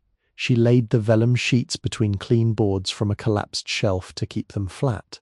She returned the tools to the counter in order. Then she carried the unopened letter, still inside the tin, to the suitcase and tucked it beneath her mother's photograph. The stove fire had burned low. Outside, the hollow had turned blue with evening. Wilda stepped out through the front door and stood beneath the ruined lintel. Gold came to her at once, clean and unsentimental. The air smelled of snow, hemlock, wet stone, and the faint smoke that had escaped when she opened the door.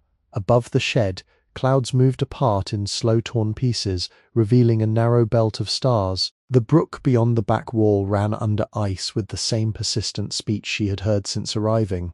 She walked to it carefully, carrying the tin cup, at the bank. She knelt and watched black water move between white edges. The current slid around a stone, gathered itself, and continued.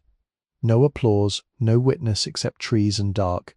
A great thing had happened inside the shed, and outside nothing changed its pace. The brook did not hurry because money had been found. The hemlocks did not bend closer because a letter had waited. The sky made no ceremony for inheritance. That steadied her more than any comfort could have done. She filled the cup, though she would boil the water later. She remained there until her knees began to ache from the cold ground. Her hands were black with soot, grey with dust, and lined with old wax from the cedar plug. In the half-light they looked older than 20. They looked almost like hands that had been expected. When she returned inside, she did not touch the tin again. She banked the coals, lay down beside the suitcase, and listened through the wall to the water moving beyond the workroom. For a long while she did not sleep, not from fear, now from attention. The shed held its silence around her, not empty, not solved, but altered. Something hidden had come forward. Something patient had allowed itself to be known. The house is not empty. It has been waiting. You are welcome here. Morning came without warmth, but it came clean. The snow had stopped before dawn, leaving the clearing bright in the solemn way of winter fields. The shed held the light differently after discovery. Not brighter exactly, more accountable. Every object in the front room seemed to know where it stood. The stove with its blackened lip, the counter with its blade scars, the suitcase beneath the wall, the tin box waiting beside it like a closed mouth. Wilda washed her hands first. She broke ice from the pail, warmed water over the coals, and scrubbed soot from her fingers with wood ash and a corner of cloth until the lines of her skin emerged again. The old wax from the cedar plug had settled under her nails, pale and stubborn. She worked it loose carefully. Then she dried her hands near the stove, not close enough to crack the skin, only close enough that they no longer trembled from cold. The letter remained folded along 4 creases, sealed with dark red wax impressed by a mark she could not yet read. On the outside, written in brown ink that had faded at the edges, were 6 words. For the one who opens this. She did not know the hand, not truly yet. Something in the angle of the letters made her breath shorten. It had the same discipline as the notes tucked between the vellum sheets. The same spare, exact crossings, the same refusal to decorate what needed only to be true. It reminded her of the old teaching manuals from the weekends of her childhood, of marginal notes written beside measurements, of warnings placed where a careless student might ruin a hide or a hand. It was not the handwriting of someone trying to be remembered. It was the handwriting of someone trying to be useful after death. Wilda set the military medal to the left of the tin box, the small photograph to the right, and placed the letter in the centre of the counter. The wax broke with a dry, small sound. She unfolded the page. My dear one, whoever you are, if this letter has reached your hand, then the frame has held, and that is one mercy among many. I write without knowing whether you are kin, clerk, scavenger, workman, widow, child, or stranger. I write because the doctor in Burlington, Dr. Silas Merriweather of College Street, has told me the growth in my breast has gone where his instruments and poultices cannot follow. He said this on the 9th day of May, 1884, with kindness and no promise. I believed him because honest men do not decorate bad news. My name is Elspeth Liddell Kittredge. I was born in this hollow in 1829, daughter of Ruth Liddell and Samuel Kittredge, and granddaughter of Thomas Liddell, who came down from Peacham in 1781 after service roads opened enough for a cart and 2 oxen. His father, Abel Liddell, born in 1738 near Ipswich, Massachusetts, had learned the preparation of writing skin from a Dutch binder who settled for a time in Portsmouth. Abel's wife, Mercy Pike, kept the lime accounts because Abel could prepare a clean sheet but could not add 6 columns without wandering. Their son Thomas brought the trade into Vermont, and his daughter Ruth kept it alive after fever took him in 1806. My mother Ruth taught my hands. I taught my brother Nathaniel, my husband Peter, and my son Elias until the world found other materials easier to buy. This place closed as a trade on November 17, 1856. I remember the date because freezing rain had sealed the pasture gate, and the last order, 12 sheets for a lawyer in Montpelier, went out wrapped in brown wool. That same month a paper merchant offered prices no honest handshop could meet. Schools changed their ledgers, lawyers changed their habits, printers wanted speed. We did not fail in skill. We were passed by, which is a different sorrow. For more than 30 years after that day, the frames hung here in silence. Peter said we ought to sell them for timber. I could not. Nathaniel said tools unused become ghosts. Perhaps he was right. But I had watched promises written on skin survive damp cellars, house fires, and men who wished boundaries would forget themselves. I would not break the frames while my hands still knew their names. War took what trade did not. My brother Nathaniel died of fever near New Orleans in 1862 while serving with a Vermont regiment. My son Elias was wounded after Gettysburg and never returned to this hollow except in a pine box carried by men who would not meet my eyes. Peter lived after them, but not in the manner he had before. When he died in 1871, I stopped opening the north shutters for a full year. There was no one left who needed the light. If you mean to use these tools, read this slowly for lambskin vellum. Scrape green flesh from the hide the same day if possible. Wash in running water until the blood clears. Mix lime weak enough that it works without burning. 5 parts fresh slaked lime to 95 parts clean water by weight will serve in ordinary weather. In cold months, warm the room, not the bath.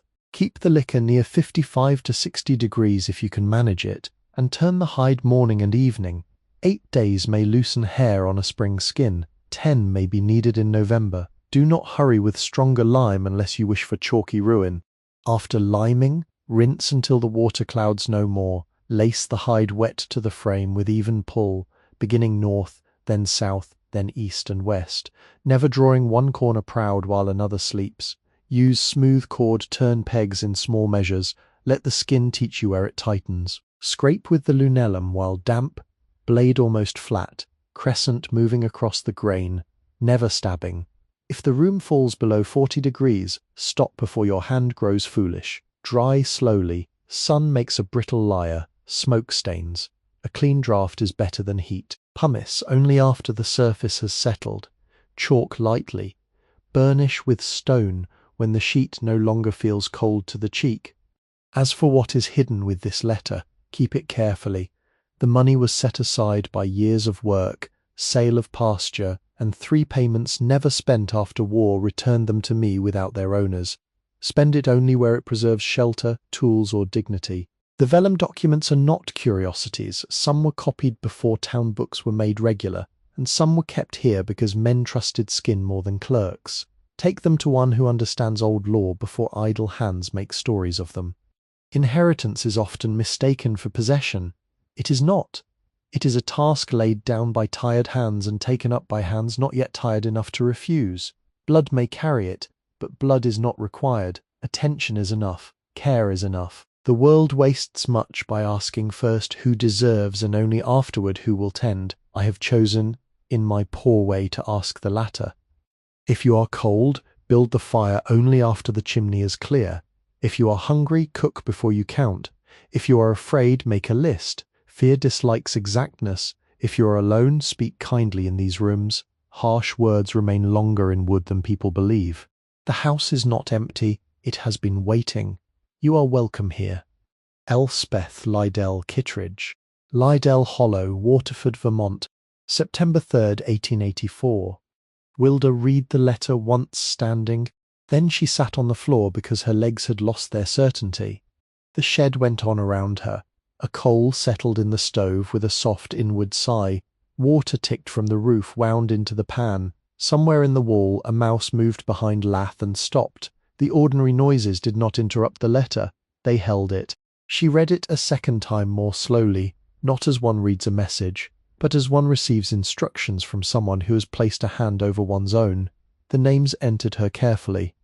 Abel, Mercy, Thomas, Ruth, Samuel, Elspeth, Peter, Nathaniel, Elias, not all ancestors in the simple sense, not all hers by any proof she could carry to a clerk, yet they stood in the room by means of ink, craft, grief, and a door left open across time.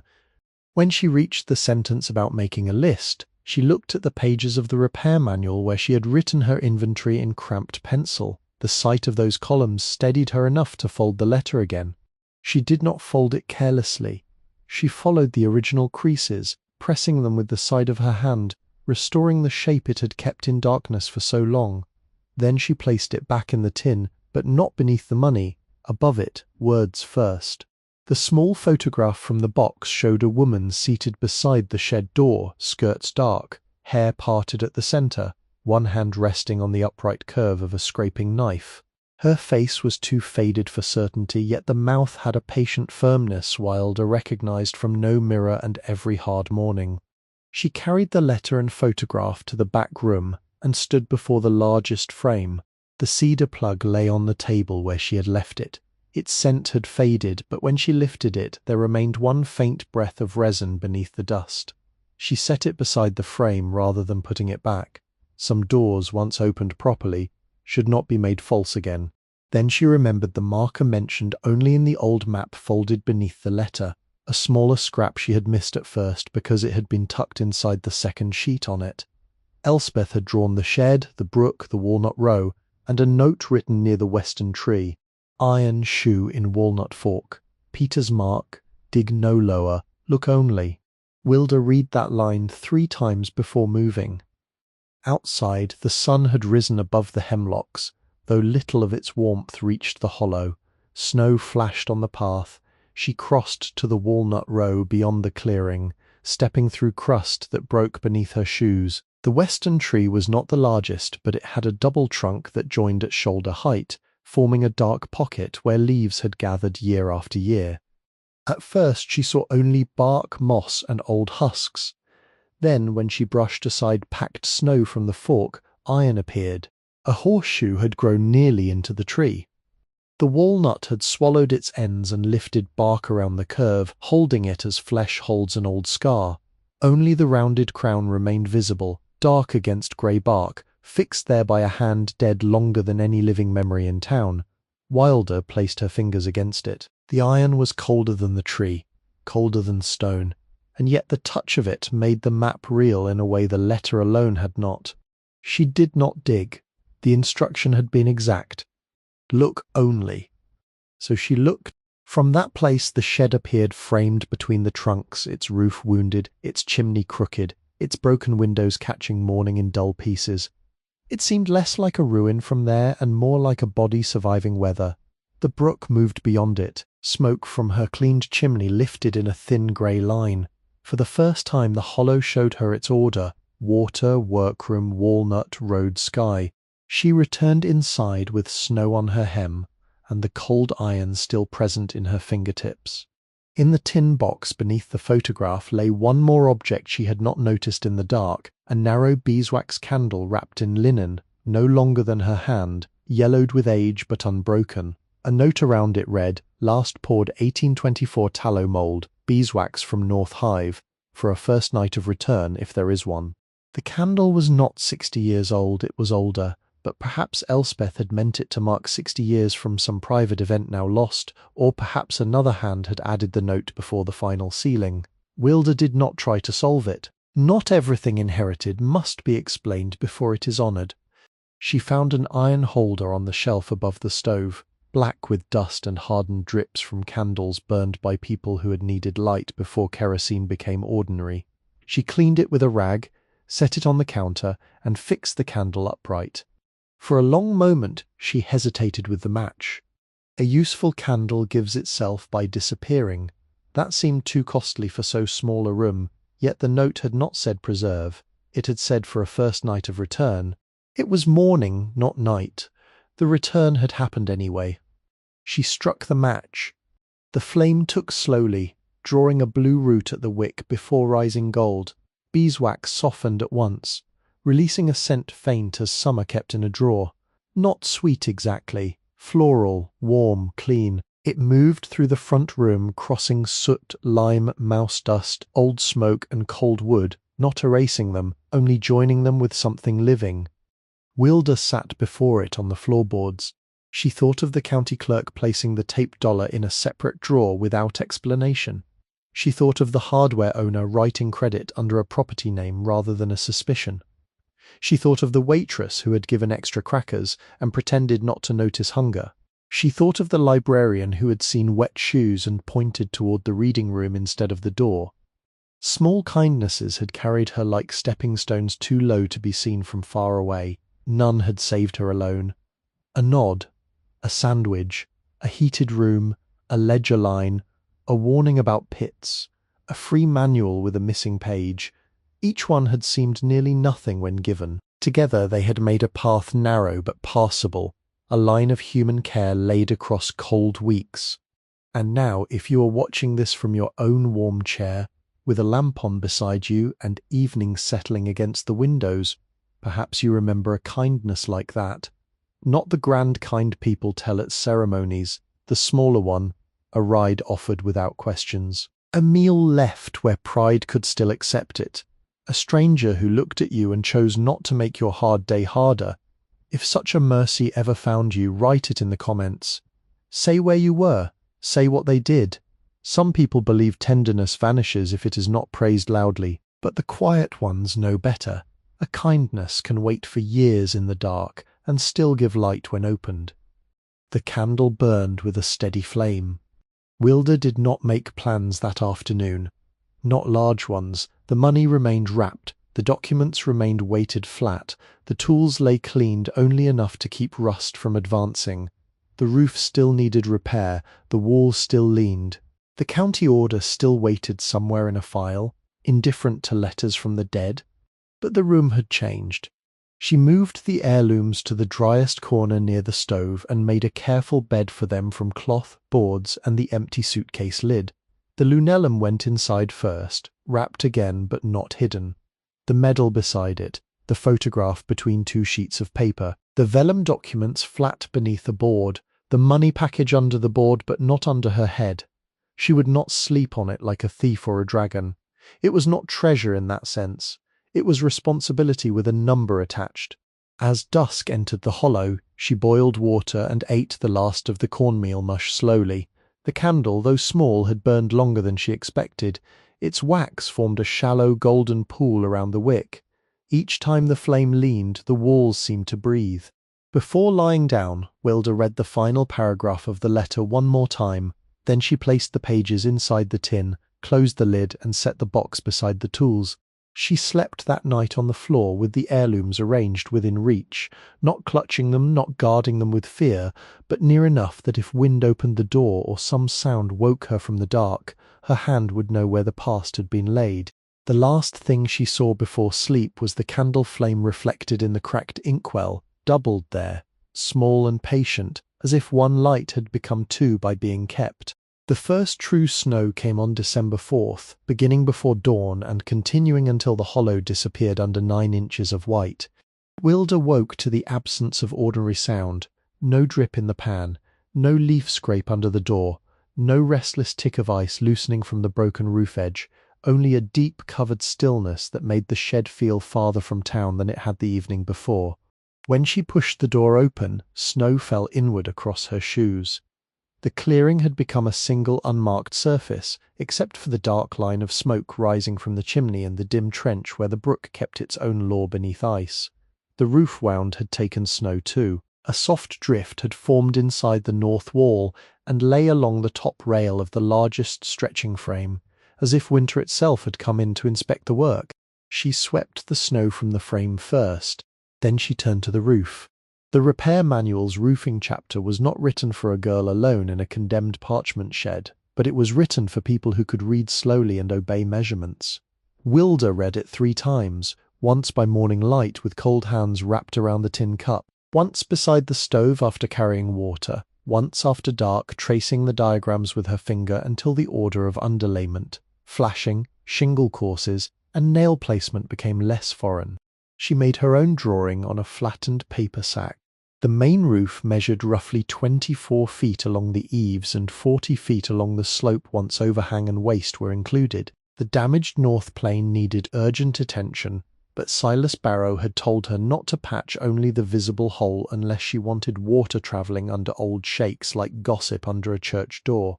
She calculated 1 full plane first, cedar shakes too costly, asphalt shingles cheaper but wrong for the roof pitch and the look of the building, rolled roofing temporary and ugly. In the end, necessity made its own compromise. 30 bundles of grey 3-tab shingles for the north plane and upper patching, 2 rolls of 15-pound felt, 1 bundle of cedar shims, 1 box of 2-inch galvanized roofing nails, 1 roll of aluminum flashing for the chimney shoulder until proper lead could be found, 4 12-foot 2x6s to sister the weakened rafters, 16 carriage bolts, washers, chalk line, tar paper knife, a pry bar borrowed, not bought. Silas listened while she read the list aloud from the paper sack, then crossed off 3 items, circled 2, and added roof brackets in firm pencil. You fall once, you are done. I know. No, you understand words. I'm asking whether your bones understand gravity. She looked down at her hands. They will.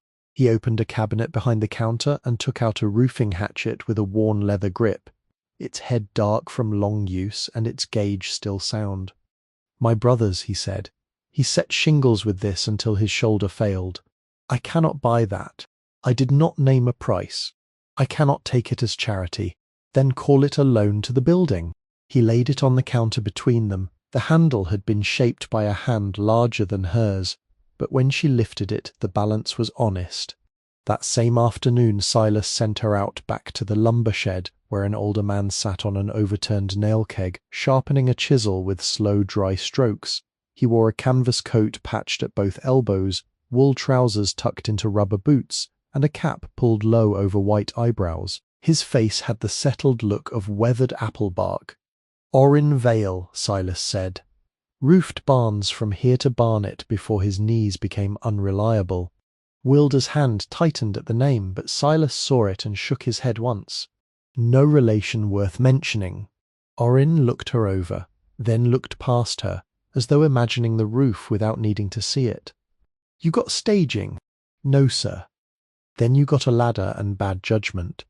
I have a ladder to borrow. That confirms the second part.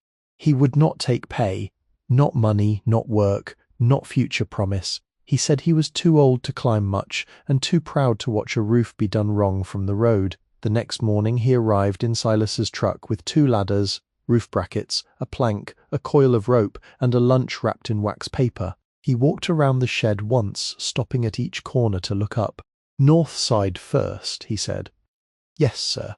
Call me Orrin, sir, makes me listen for my father. The work took 11 days.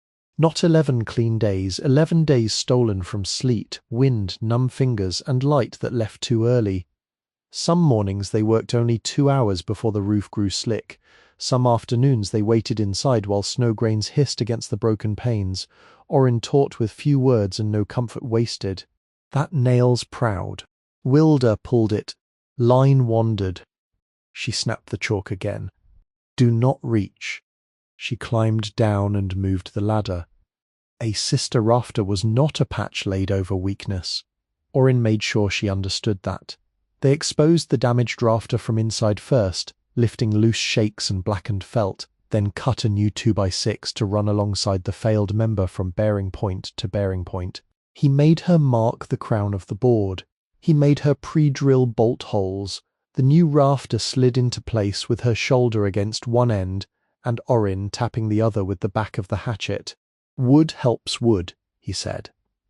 They bolted it through with washers wide enough not to crush old fibres. They added cedar shims where gaps would twist the load. They checked for square with a line, not with hope. The chalk line became a ritual: hook, stretch, lift, snap. Blue dust struck the felt and left a straight judgment across the roof plane. Orrin showed her how to lay the starter course, how to stagger seams, how to keep the exposure even by measuring, not guessing. He taught the 3-stroke nail: set, drive, finish. Not too deep, not proud. Flush meant flush. A nail sunk too hard bruised the shingle and invited water. A nail left high held the next course away from its bed. By the 7th day, Wilda could hear wrongness before seeing it. A nail struck clean gave one sound. A nail that bent under the hammer gave another. Frozen sheathing had its own dull complaint. Rotten sheathing spoke like bread. Her palms blistered beneath the borrowed gloves. The blisters broke. She washed them at night in boiled water, wrapped them in cloth, and woke with the fabric stiff against her skin.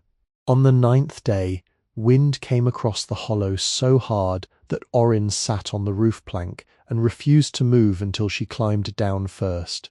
"No roof is worth a widow, nobody married," he said. She climbed down. On December 15th, under a sky the colour of pewter, the last course went beneath the ridge.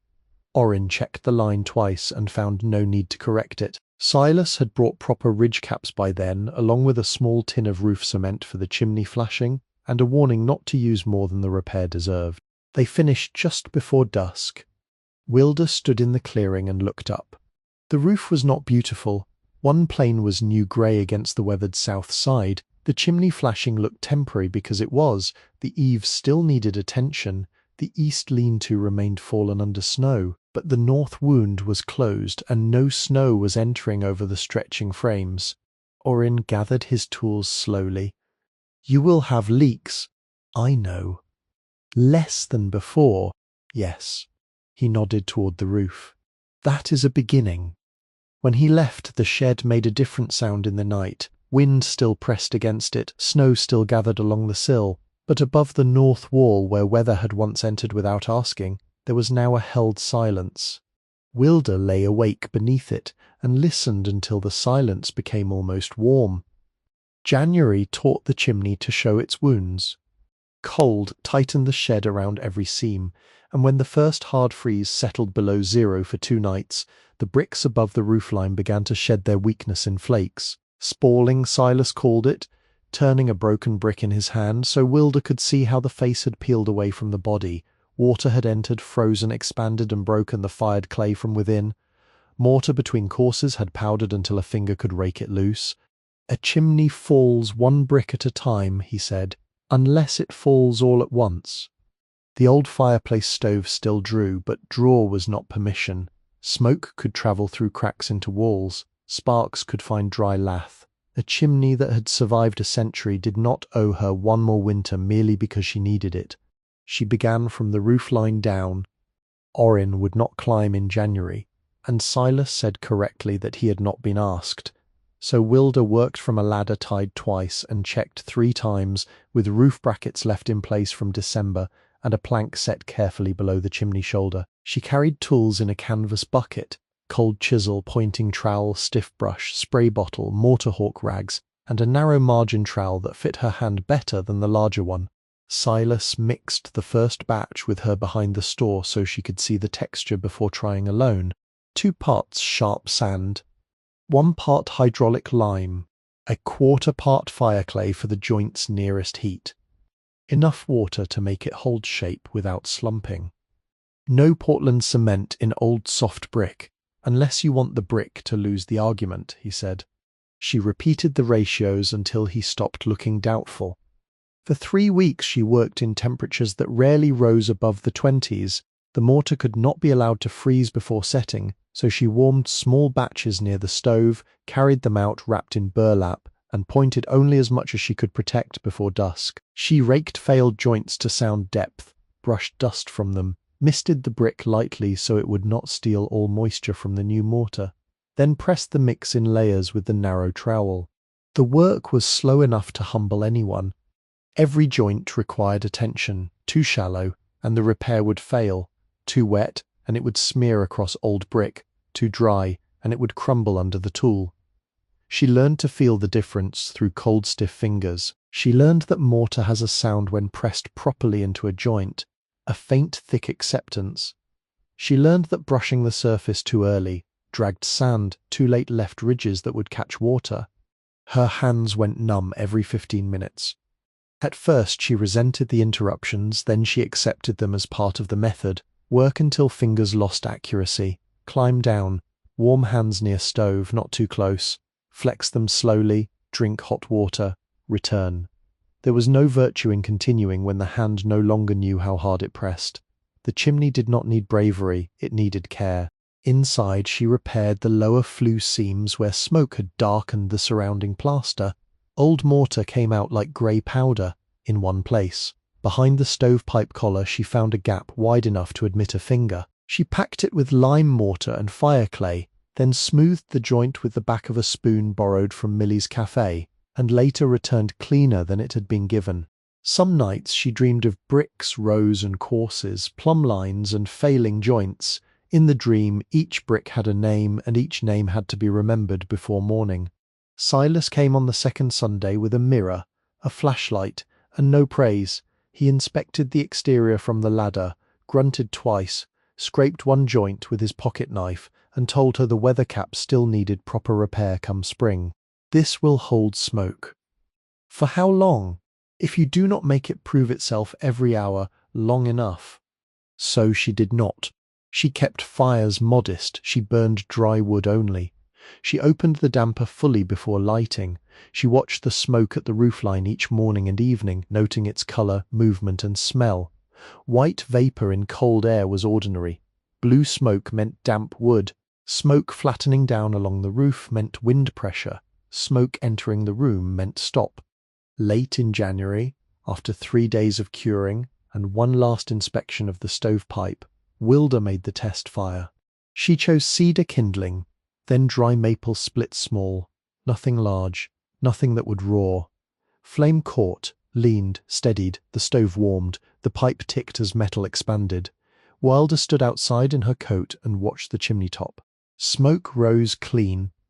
Not much of it, a thin grey column lifting straight for several feet before the wind took it east. No leak from the shoulder, no dark breath through the brick sides, no smell of smoke inside the wall. She walked the room twice, pressing the back of her hand near plaster, sniffing where old stains had worried her. The shed held. That evening, she cooked beans in a blackened pot Silas had found in the store cellar and sold to the account for 20 cents.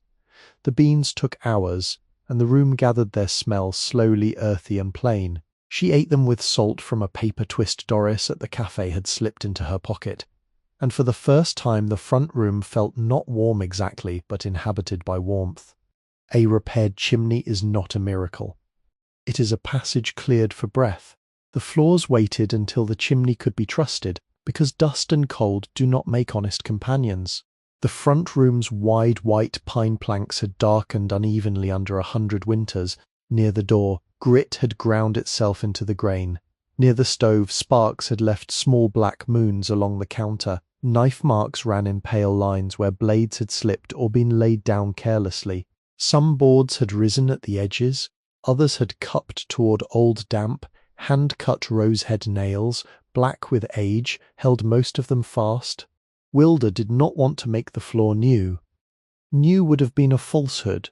She wanted it clean, sound, and able to take bare feet someday without splinters. Silas rented her the random orbit sander for $14 a day and made her sign the rental card, though both knew she could not pay immediately. He gave her 3 packets of discs, 80 grit, 120 grit, 220 grit. Then he leaned across the counter and pointed the pencil at her. Do not start at noon. No. Do not tilt it. No. Keep moving. Yes. and set every nail below the surface, unless you enjoy buying sandpaper. That part took a whole day. She moved board by board with a nail set and hammer, finding each rosehead nail by sight and touch. Some heads sat flush and could remain. Others had lifted proud with seasonal movement and needed a careful tap below the surface. The old nails were square-shanked, irregular, and stubborn. They did not accept correction like modern nails. A few broke. She marked those boards for later repair. The first sanding pass began at dawn. 80 grit sounded harsh, almost rude when it touched the old pine. Dust rose despite the cloth she tied over her face. The machine tugged if she paused and wondered if she forgot her shoulders. She guided it slowly with the grain, never crossing, unless a stain required feathering. The room filled with the smell of opened wood, dry and resinous, as though summer had been sealed inside the planks and released under abrasion. The floor changed by inches.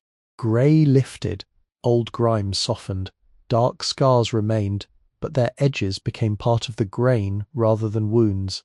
The second pass with 120 grit was quieter, more exact. It took away the roughness left by the first and revealed colour beneath, not pale pine as she had expected, but deep honey where light struck it, darkening toward amber near the stove and almost mahogany along the counter where years of oil, hands and work had entered. By 220 grit, she had learned the machine's temperament. The final pass was not correction. It was listening. She moved slowly, evenly, letting the sander whisper over the boards until the room felt settled underfoot. Dust covered everything. It lay in her hair, on the counter, across the stove, inside the cuffs of her sleeves. She swept first, then wiped with damp cloths, then swept again after dust rose from cracks. She cleaned until the cloth came away only faintly coloured. The floor waited bare and thirsty. For finish, Silas recommended a mix of tung oil and boiled linseed oil with a little citrus solvent because the room was cold and the oil needed help entering the wood. 3 coats, thin, 48 hours of cure between each if the weather remained damp. Wipe off what did not soak in. Never leave oil rags piled unless she wanted to meet fire the ugly way. She spread the first coat with a cloth wrapped around a block, working in long strokes along the boards. The wood drank greedily. Colour rose behind her hand as if the floor had been holding its breath. Dark honey deepened. Amber warmed. Near the counter, the old stains turned rich and quiet. Mahogany in the low light. Nothing disappeared. Everything became legible. The second coat took less. The third barely entered, leaving a low sheen when buffed by hand. During the curing days, she kept to the back room and a narrow path of scrapboards laid near the wall. She slept awkwardly, cooked carefully, and checked the surface by touch only at the edges. Waiting was work too. A finish rushed would stay tacky and collect dirt, and the floor had endured too much to be treated impatiently now. Then came the bad morning. It arrived without drama after a night of poor sleep and wind that pressed snow under the door. Wilda woke before light and could not rise. Not from sickness exactly, not from laziness. Her body had become a room with no fire in it. Every task stood before her at once. Roof, chimney, floor, windows, tax office, documents, money she feared to spend, money she feared not to spend, Elspeth's instructions, the county order, the patched wall, the broken glass, the letter, the living, the dead. She sat on the edge of the suitcase and tied one shoe. Then she untied it. Outside the day came grey. She did not work. After boiling water and banking the stove, she walked beyond the walnut row to the marshy place where the brook widened before entering the trees. Snow had crusted along the sedges, brown cattails stood broken under ice. She found a flat stone and sat there with her coat pulled around her knees.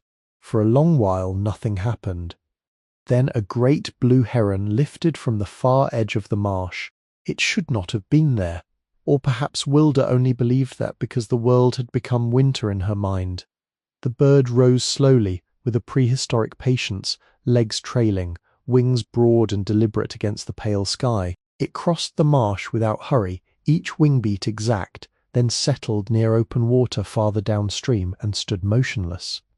Wilda watched until cold entered through the stone. She did not turn the sight into a lesson. She did not decide that tomorrow would be better. She only watched a living creature choose stillness without apology.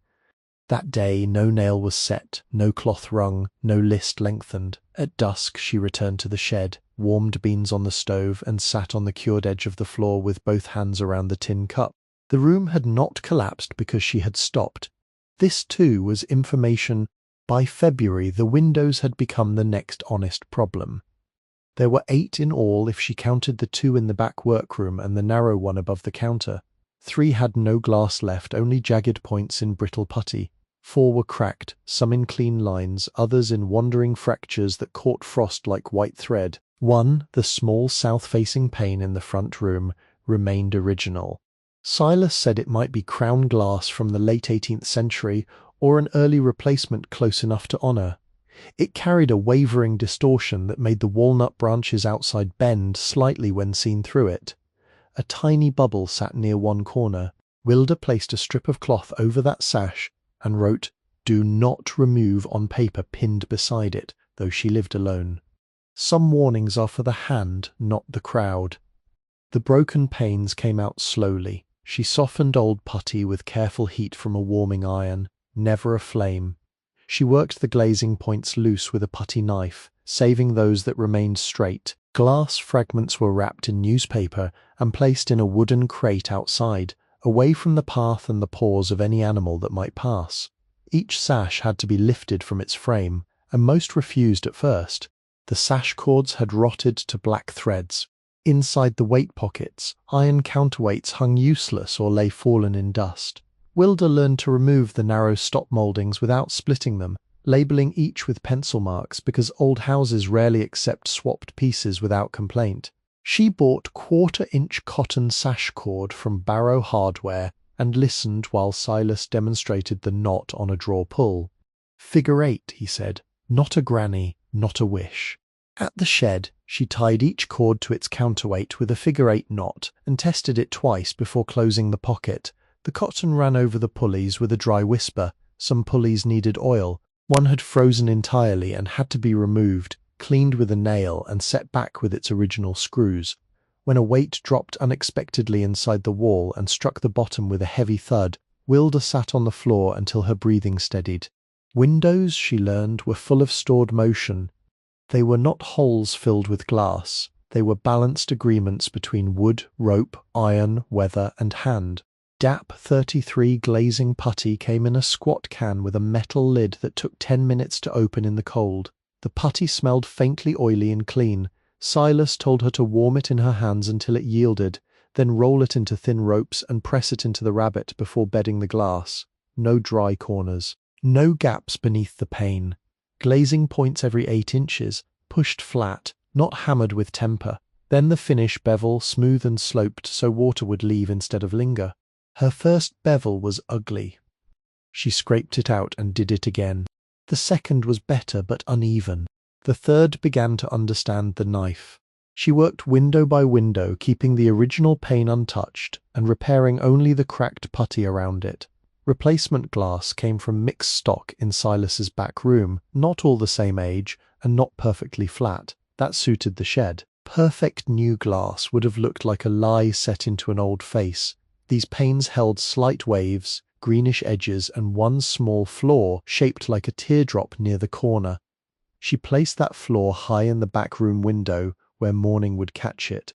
February light changed the work. In December, light had been something that failed early. In January, it had been something to conserve. But by mid-February, the afternoons lengthened enough that sun reached across the floor and found the repaired boards. When new glass entered the sashes, the front room changed again. Cold still gathered near the walls. Wind still entered through cracks. Yet the room began to hold the day. One afternoon, Doris from Millie's Cafe came by with soup in a jar and stood outside rather than stepping over the threshold with wet boots. "You put glass back in," she said. Looks like the place blinked." Wilda looked at the windows, then really looked. The comparison was plain, but not wrong. A building with broken windows stares. A building with repaired ones watches.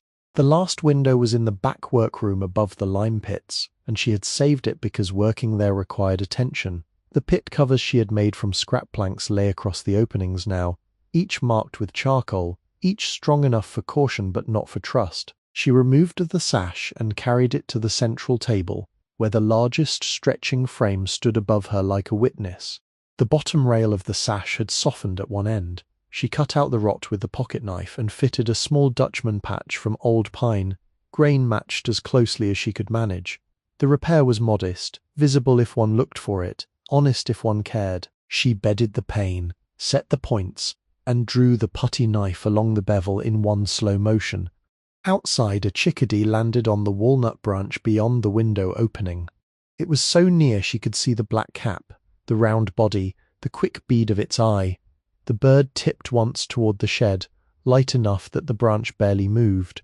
Wilda froze with the putty knife in her hand. The chickadee stayed. Wind lifted the tiny feathers along its breast. It looked into the workroom where lime pits had held water, where frames had stretched skin, where money and documents had waited in oak, where a girl with cracked hands now stood learning the duties of glass. Then it gave one bright, small note and flew to the next branch. Wilda finished the bevel. By evening, all 8 windows were weathered, imperfect, and whole enough to keep out most of the wind. She cleaned the glass with vinegar water and old newspaper, rubbing until her arms ached. The original south pane she touched last, gently, wiping only the inside surface. Through it, the world bent a little, as old glass makes it do. The shed did not become safe all at once. No true restoration does. But that night, when the stove burned low and the repaired windows held the dark outside in separate squares, Wilda sat on the floor with Elspeth's letter beside her and listened to the quiet, not as something empty but as something kept. The house is not empty. It has been waiting. You are welcome here. 2 winters later, in December of 2024, Wilda finished her first true sheet. Not a practice scrap. Not a narrow trimming for testing lime strength or blade pressure. A full sheet, taken from lambskin she had bought carefully, cleaned slowly and worked through each stage with the patience of someone who knew that haste was only another form of waste.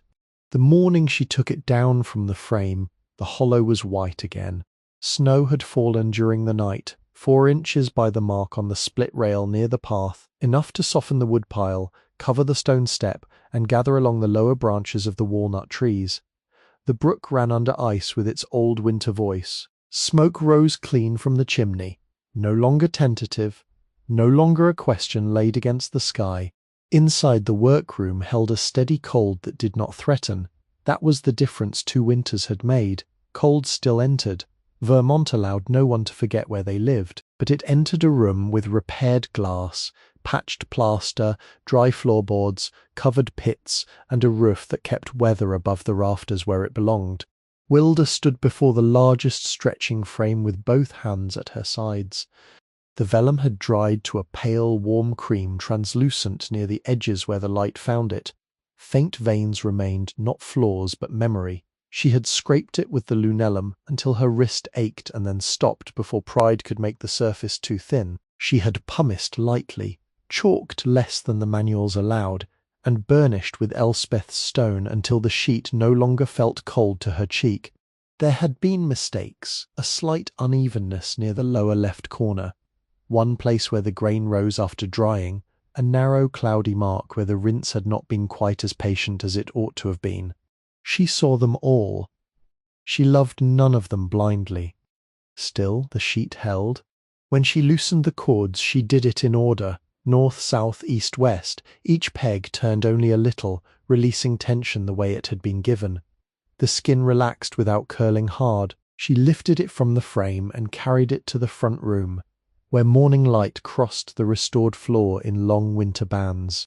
The room that had once smelled of mice, lime dust, old smoke, and cold water now held layers of a life made slowly. Firewood stacked beside the stove, a dry sink. Silas had helped her find at an estate sale, its basin lined with zinc. Shelves above the counter, scrubbed and oiled, holding jars of chalk, pumice, saved pegs, linen cord, beeswax, awls, folded cloth, and a row of notebooks in which Wilda recorded every batch, every temperature, every failure without softening the facts. The original south pane still bent the view of the walnut branch. The floor had darkened more with use, honey near the door and mahogany by the counter, where hands and tools had returned to their old traffic. The repaired chimney gave off a settled warmth. On the mantel sat the military medal, the small photograph of Elspeth, the cedar plug from the stretching frame, and a brass key whose bow had been shaped like a crescent blade. That key had waited until the previous February to be found.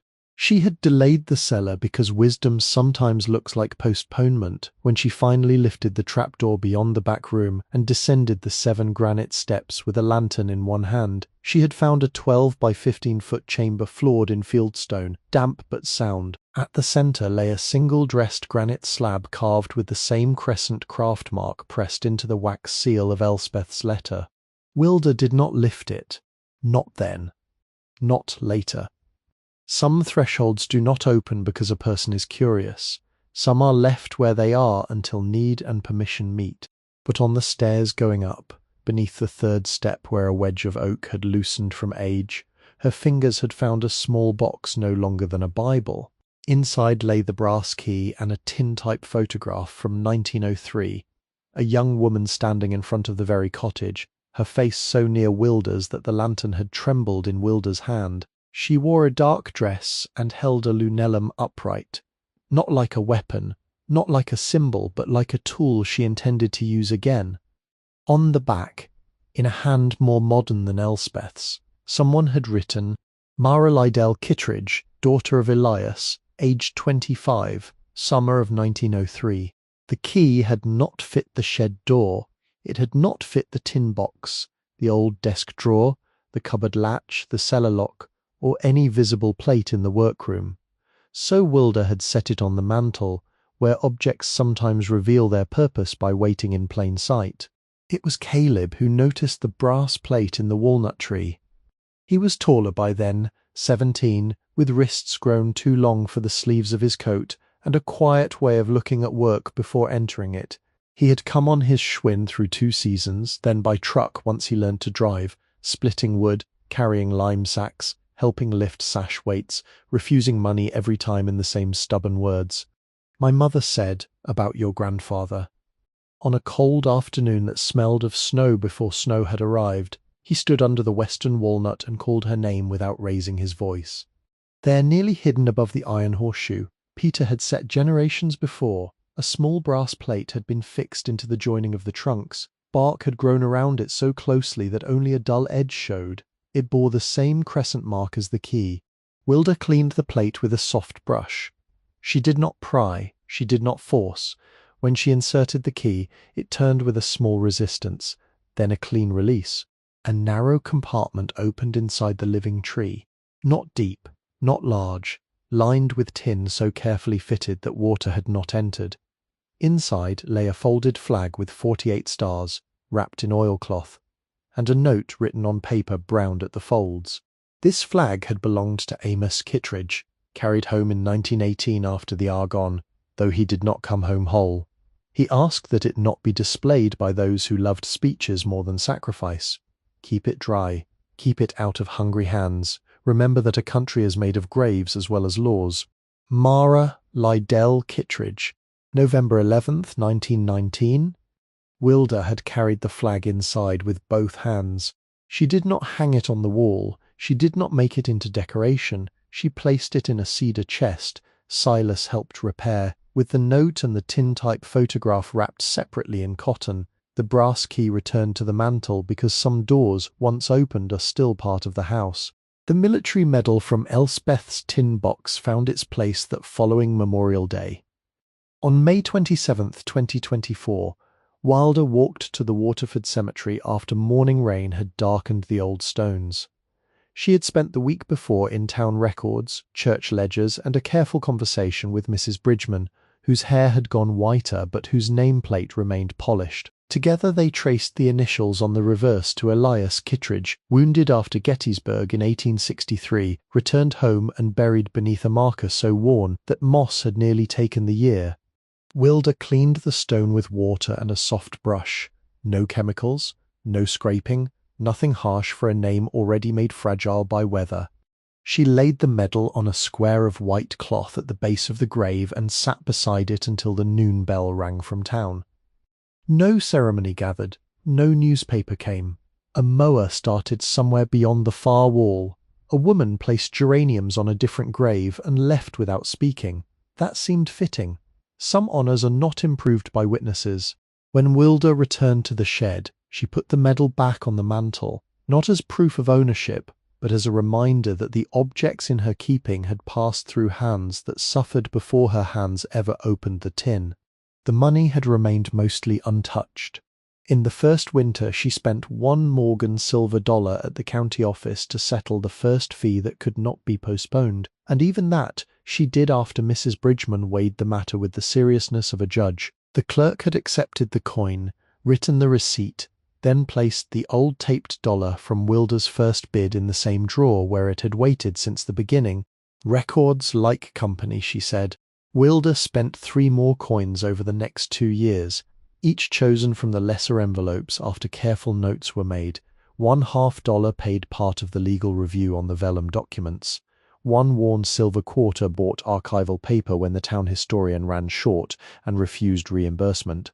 1 Indian head cent, damaged and common, was given to Caleb after he asked, not for value, but because he wanted to hold a year in his hand. The rest stayed sealed, not hidden in the frame again. Hidden things could become burdens if no one knew how to listen for them. She placed the wrapped cash in a fireproof document chest beneath the front counter, along with copies of the letter, an inventory, the legal opinion, and a note in her own hand. For the next one. The phrase did not mean a child. Wilda had no child, no husband, no intention of arranging her life around the expectation of either. It meant whoever would someday need shelter, work, instruction, or proof that care could outlive its first keeper. Elspeth had written to a stranger and called that stranger dear. Wilda saw no reason to make the circle smaller. The vellum documents had not made her famous. They had made several people careful. A property attorney in Montpelier, recommended by Mrs. Bridgman's retired cousin, handled them with clean cotton gloves and a silence Wilda respected. He confirmed that some were early claims, some were supporting copies, and 2 might influence easements still misunderstood along a water line north of town. There would be research notices, corrections, and perhaps quiet settlements. No one would become rich from them. No one sensible wanted that. But several boundary maps changed. A farmer gained written confirmation of water access his grandfather had defended by memory alone. A town trail long treated as informal received older proof of public passage. A family that feared losing a meadow learned that the line had been drawn in their favour before any modern surveyor had set a pin. Wilda asked that her name not be placed in any article. The attorney looked surprised only once. People usually want credit. I want the documents kept. He understood after that. The shop reopened without announcing itself. No sign on the highway, no advertisement in the paper, no grand date printed beside a ribbon. The first notice was an index card pinned to the corkboard inside Millie's cafe, between a lost mitten note and an offer for laying hens. Handmade parchment and vellum. Small orders only. Repairs, spulbles, commissions by letter. Liddell Daughters. Ask Doris for mailing address. Doris had written the card because she said Wilda's handwriting looked too much like work and not enough like welcome. She also insisted on adding BY letter, since strangers calling at the Hollow uninvited would not remain strangers long in a town that had learned to guard quiet things. Orders came slowly. A calligrapher in Montpelier asked for 3 small sheets. A bookbinder in Maine requested samples, then wrote back in blue ink that the surface had a living tooth. A law professor wanted 1 demonstration piece for a seminar on durable records. A woman in Ohio ordered a small square for her daughter's wedding vows, and enclosed a note explaining that paper felt too temporary for the promises being made. By the second winter, there were 43 names on the mailing list. Wilda kept them in a cigar box beside the counter, each address written on a card. She answered by hand when she could. She refused orders that asked for speed she could not honestly give. She accepted repairs that taught her something. She took no deposit large enough to make haste tempting. Once, when a man from Boston offered to buy all she could produce for a decorative stationery line, she read his letter twice, folded it neatly, and wrote back that the shop did not make surfaces for hurry. She never heard from him again. That was acceptable. The wooden sign came in April, after mud season had softened the road and the walnut buds had begun to swell. Caleb arrived near sunset in his father's truck, carrying the sign wrapped in a quilt.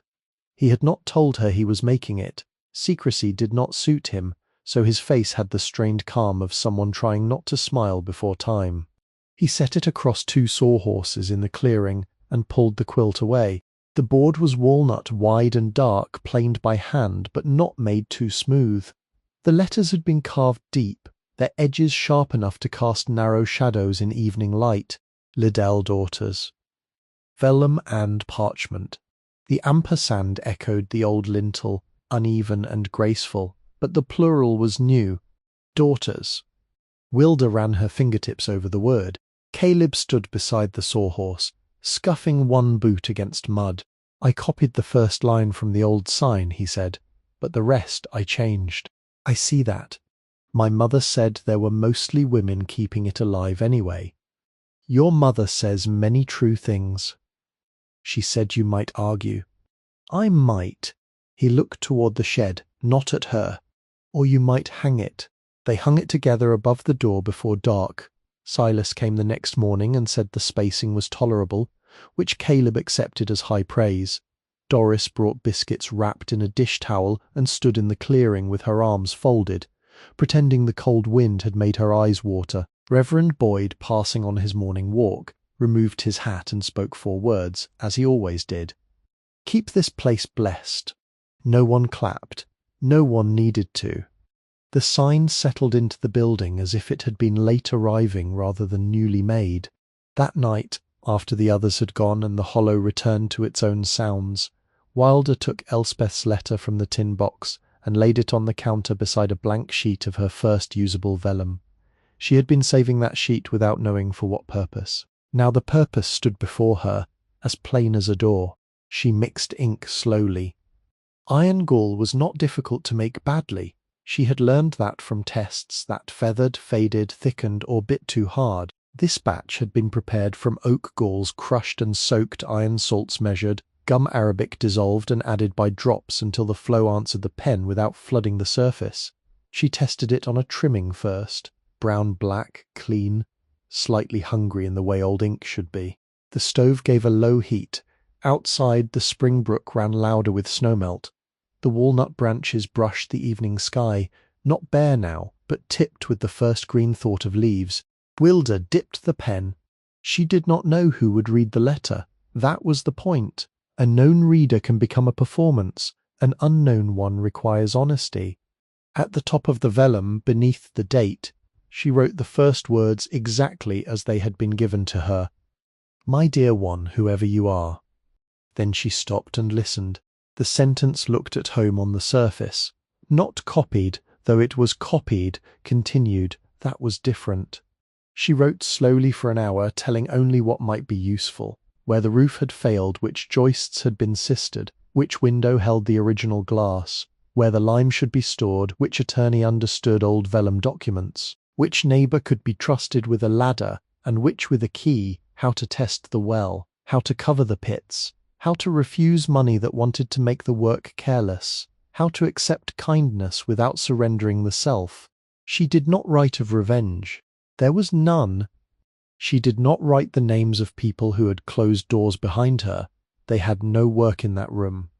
Instead, she wrote of the laundromat vent that kept one wall warm enough for sleep, of the librarian who allowed silence to be shelter, of Mrs. Bridgman's separate drawer, of Silas's ledger, of Orrin's 3-stroke nail, of Doris's soup jars, of Caleb's plural word, of a heron standing in winter water, as if stillness itself could be a craft. Near the end she paused. The candle stub from Elspeth's tin box had long since burned down, but Wilda had saved the last cool drop of wax in a little folded paper. She warmed it now near the stove, mixed it with fresh beeswax, and made a small seal at the bottom of her page. Into it she pressed the crescent mark from the brass key. Not ownership. Continuity. By midnight the letter was finished but not sealed away. She left it on the counter to dry under a muslin cloth, weighted at the corners with the bone folders. The ink darkened as it settled. The vellum accepted it without feathering. Wilda stood in the open doorway before sleeping. The repaired sign was a dark shape above her. The hollow smelled of thawing earth, wood smoke, wet stone, and something faintly green beginning under snowmelt. In the distance, a dog barked once from the white farmhouse with green shutters. Noble, older now, still claiming the road because some duties do not retire. She thought of the night she had first come there, when the county chain fell from the door and the room opened sideways just enough to admit her. She thought of the first fire, the first meal, the wrong sound in the crossbar, the letter read by daylight, the horseshoe swallowed into living wood. She thought of the roof made whole in snow, the chimney breathing clean, the floor returning colour under oil, the windows holding darkness in 8 separate squares. None of it had saved her quickly. That was its mercy. Quick rescue can leave a person frightened of the next loss. Slow repair teaches the hand where strength has entered. Inside, the stretching frames waited along the wall, not as relics now, but as tools. One held the next skin in its early tension, damp and uneven, not yet anything that could bear words. It would take days, then scraping, then drying, then more patience than hunger wanted to allow. Wilda closed the door against the night. The house is not empty. It has been waiting. You are welcome here. Years later, some people in Waterford would still speak of the $7 sale as if the price were the wonder. Mrs. Bridgman knew better. In the lowest drawer of her desk, behind spare receipt books and a box of brass paper fasteners, she kept the first taped dollar Wilda had brought in from the cold. It remained folded once, its torn corner mended long before any of them had touched it. Beside it lay the receipt written in exact ink, the county stamp pressed deep into paper. Now and then, when a young person came to the counter with a frightened face and a question too large for the room, Mrs. Bridgman would open that drawer after they left and look at the bill for a moment, not for luck, for evidence. $1 could be nearly nothing, $7 could be less than supper for two, a condemned shed could be a burden, a danger, a mistake waiting for weather to finish it. But a thing dismissed by the hurried world might still contain law, craft, grief, money, welcome, and a future written by someone who had trusted the dark not to be the end of the story. Outside town, beyond the old schoolhouse, past the white farmhouse and the walnut row, the sign above the repaired door weathered slowly into its place.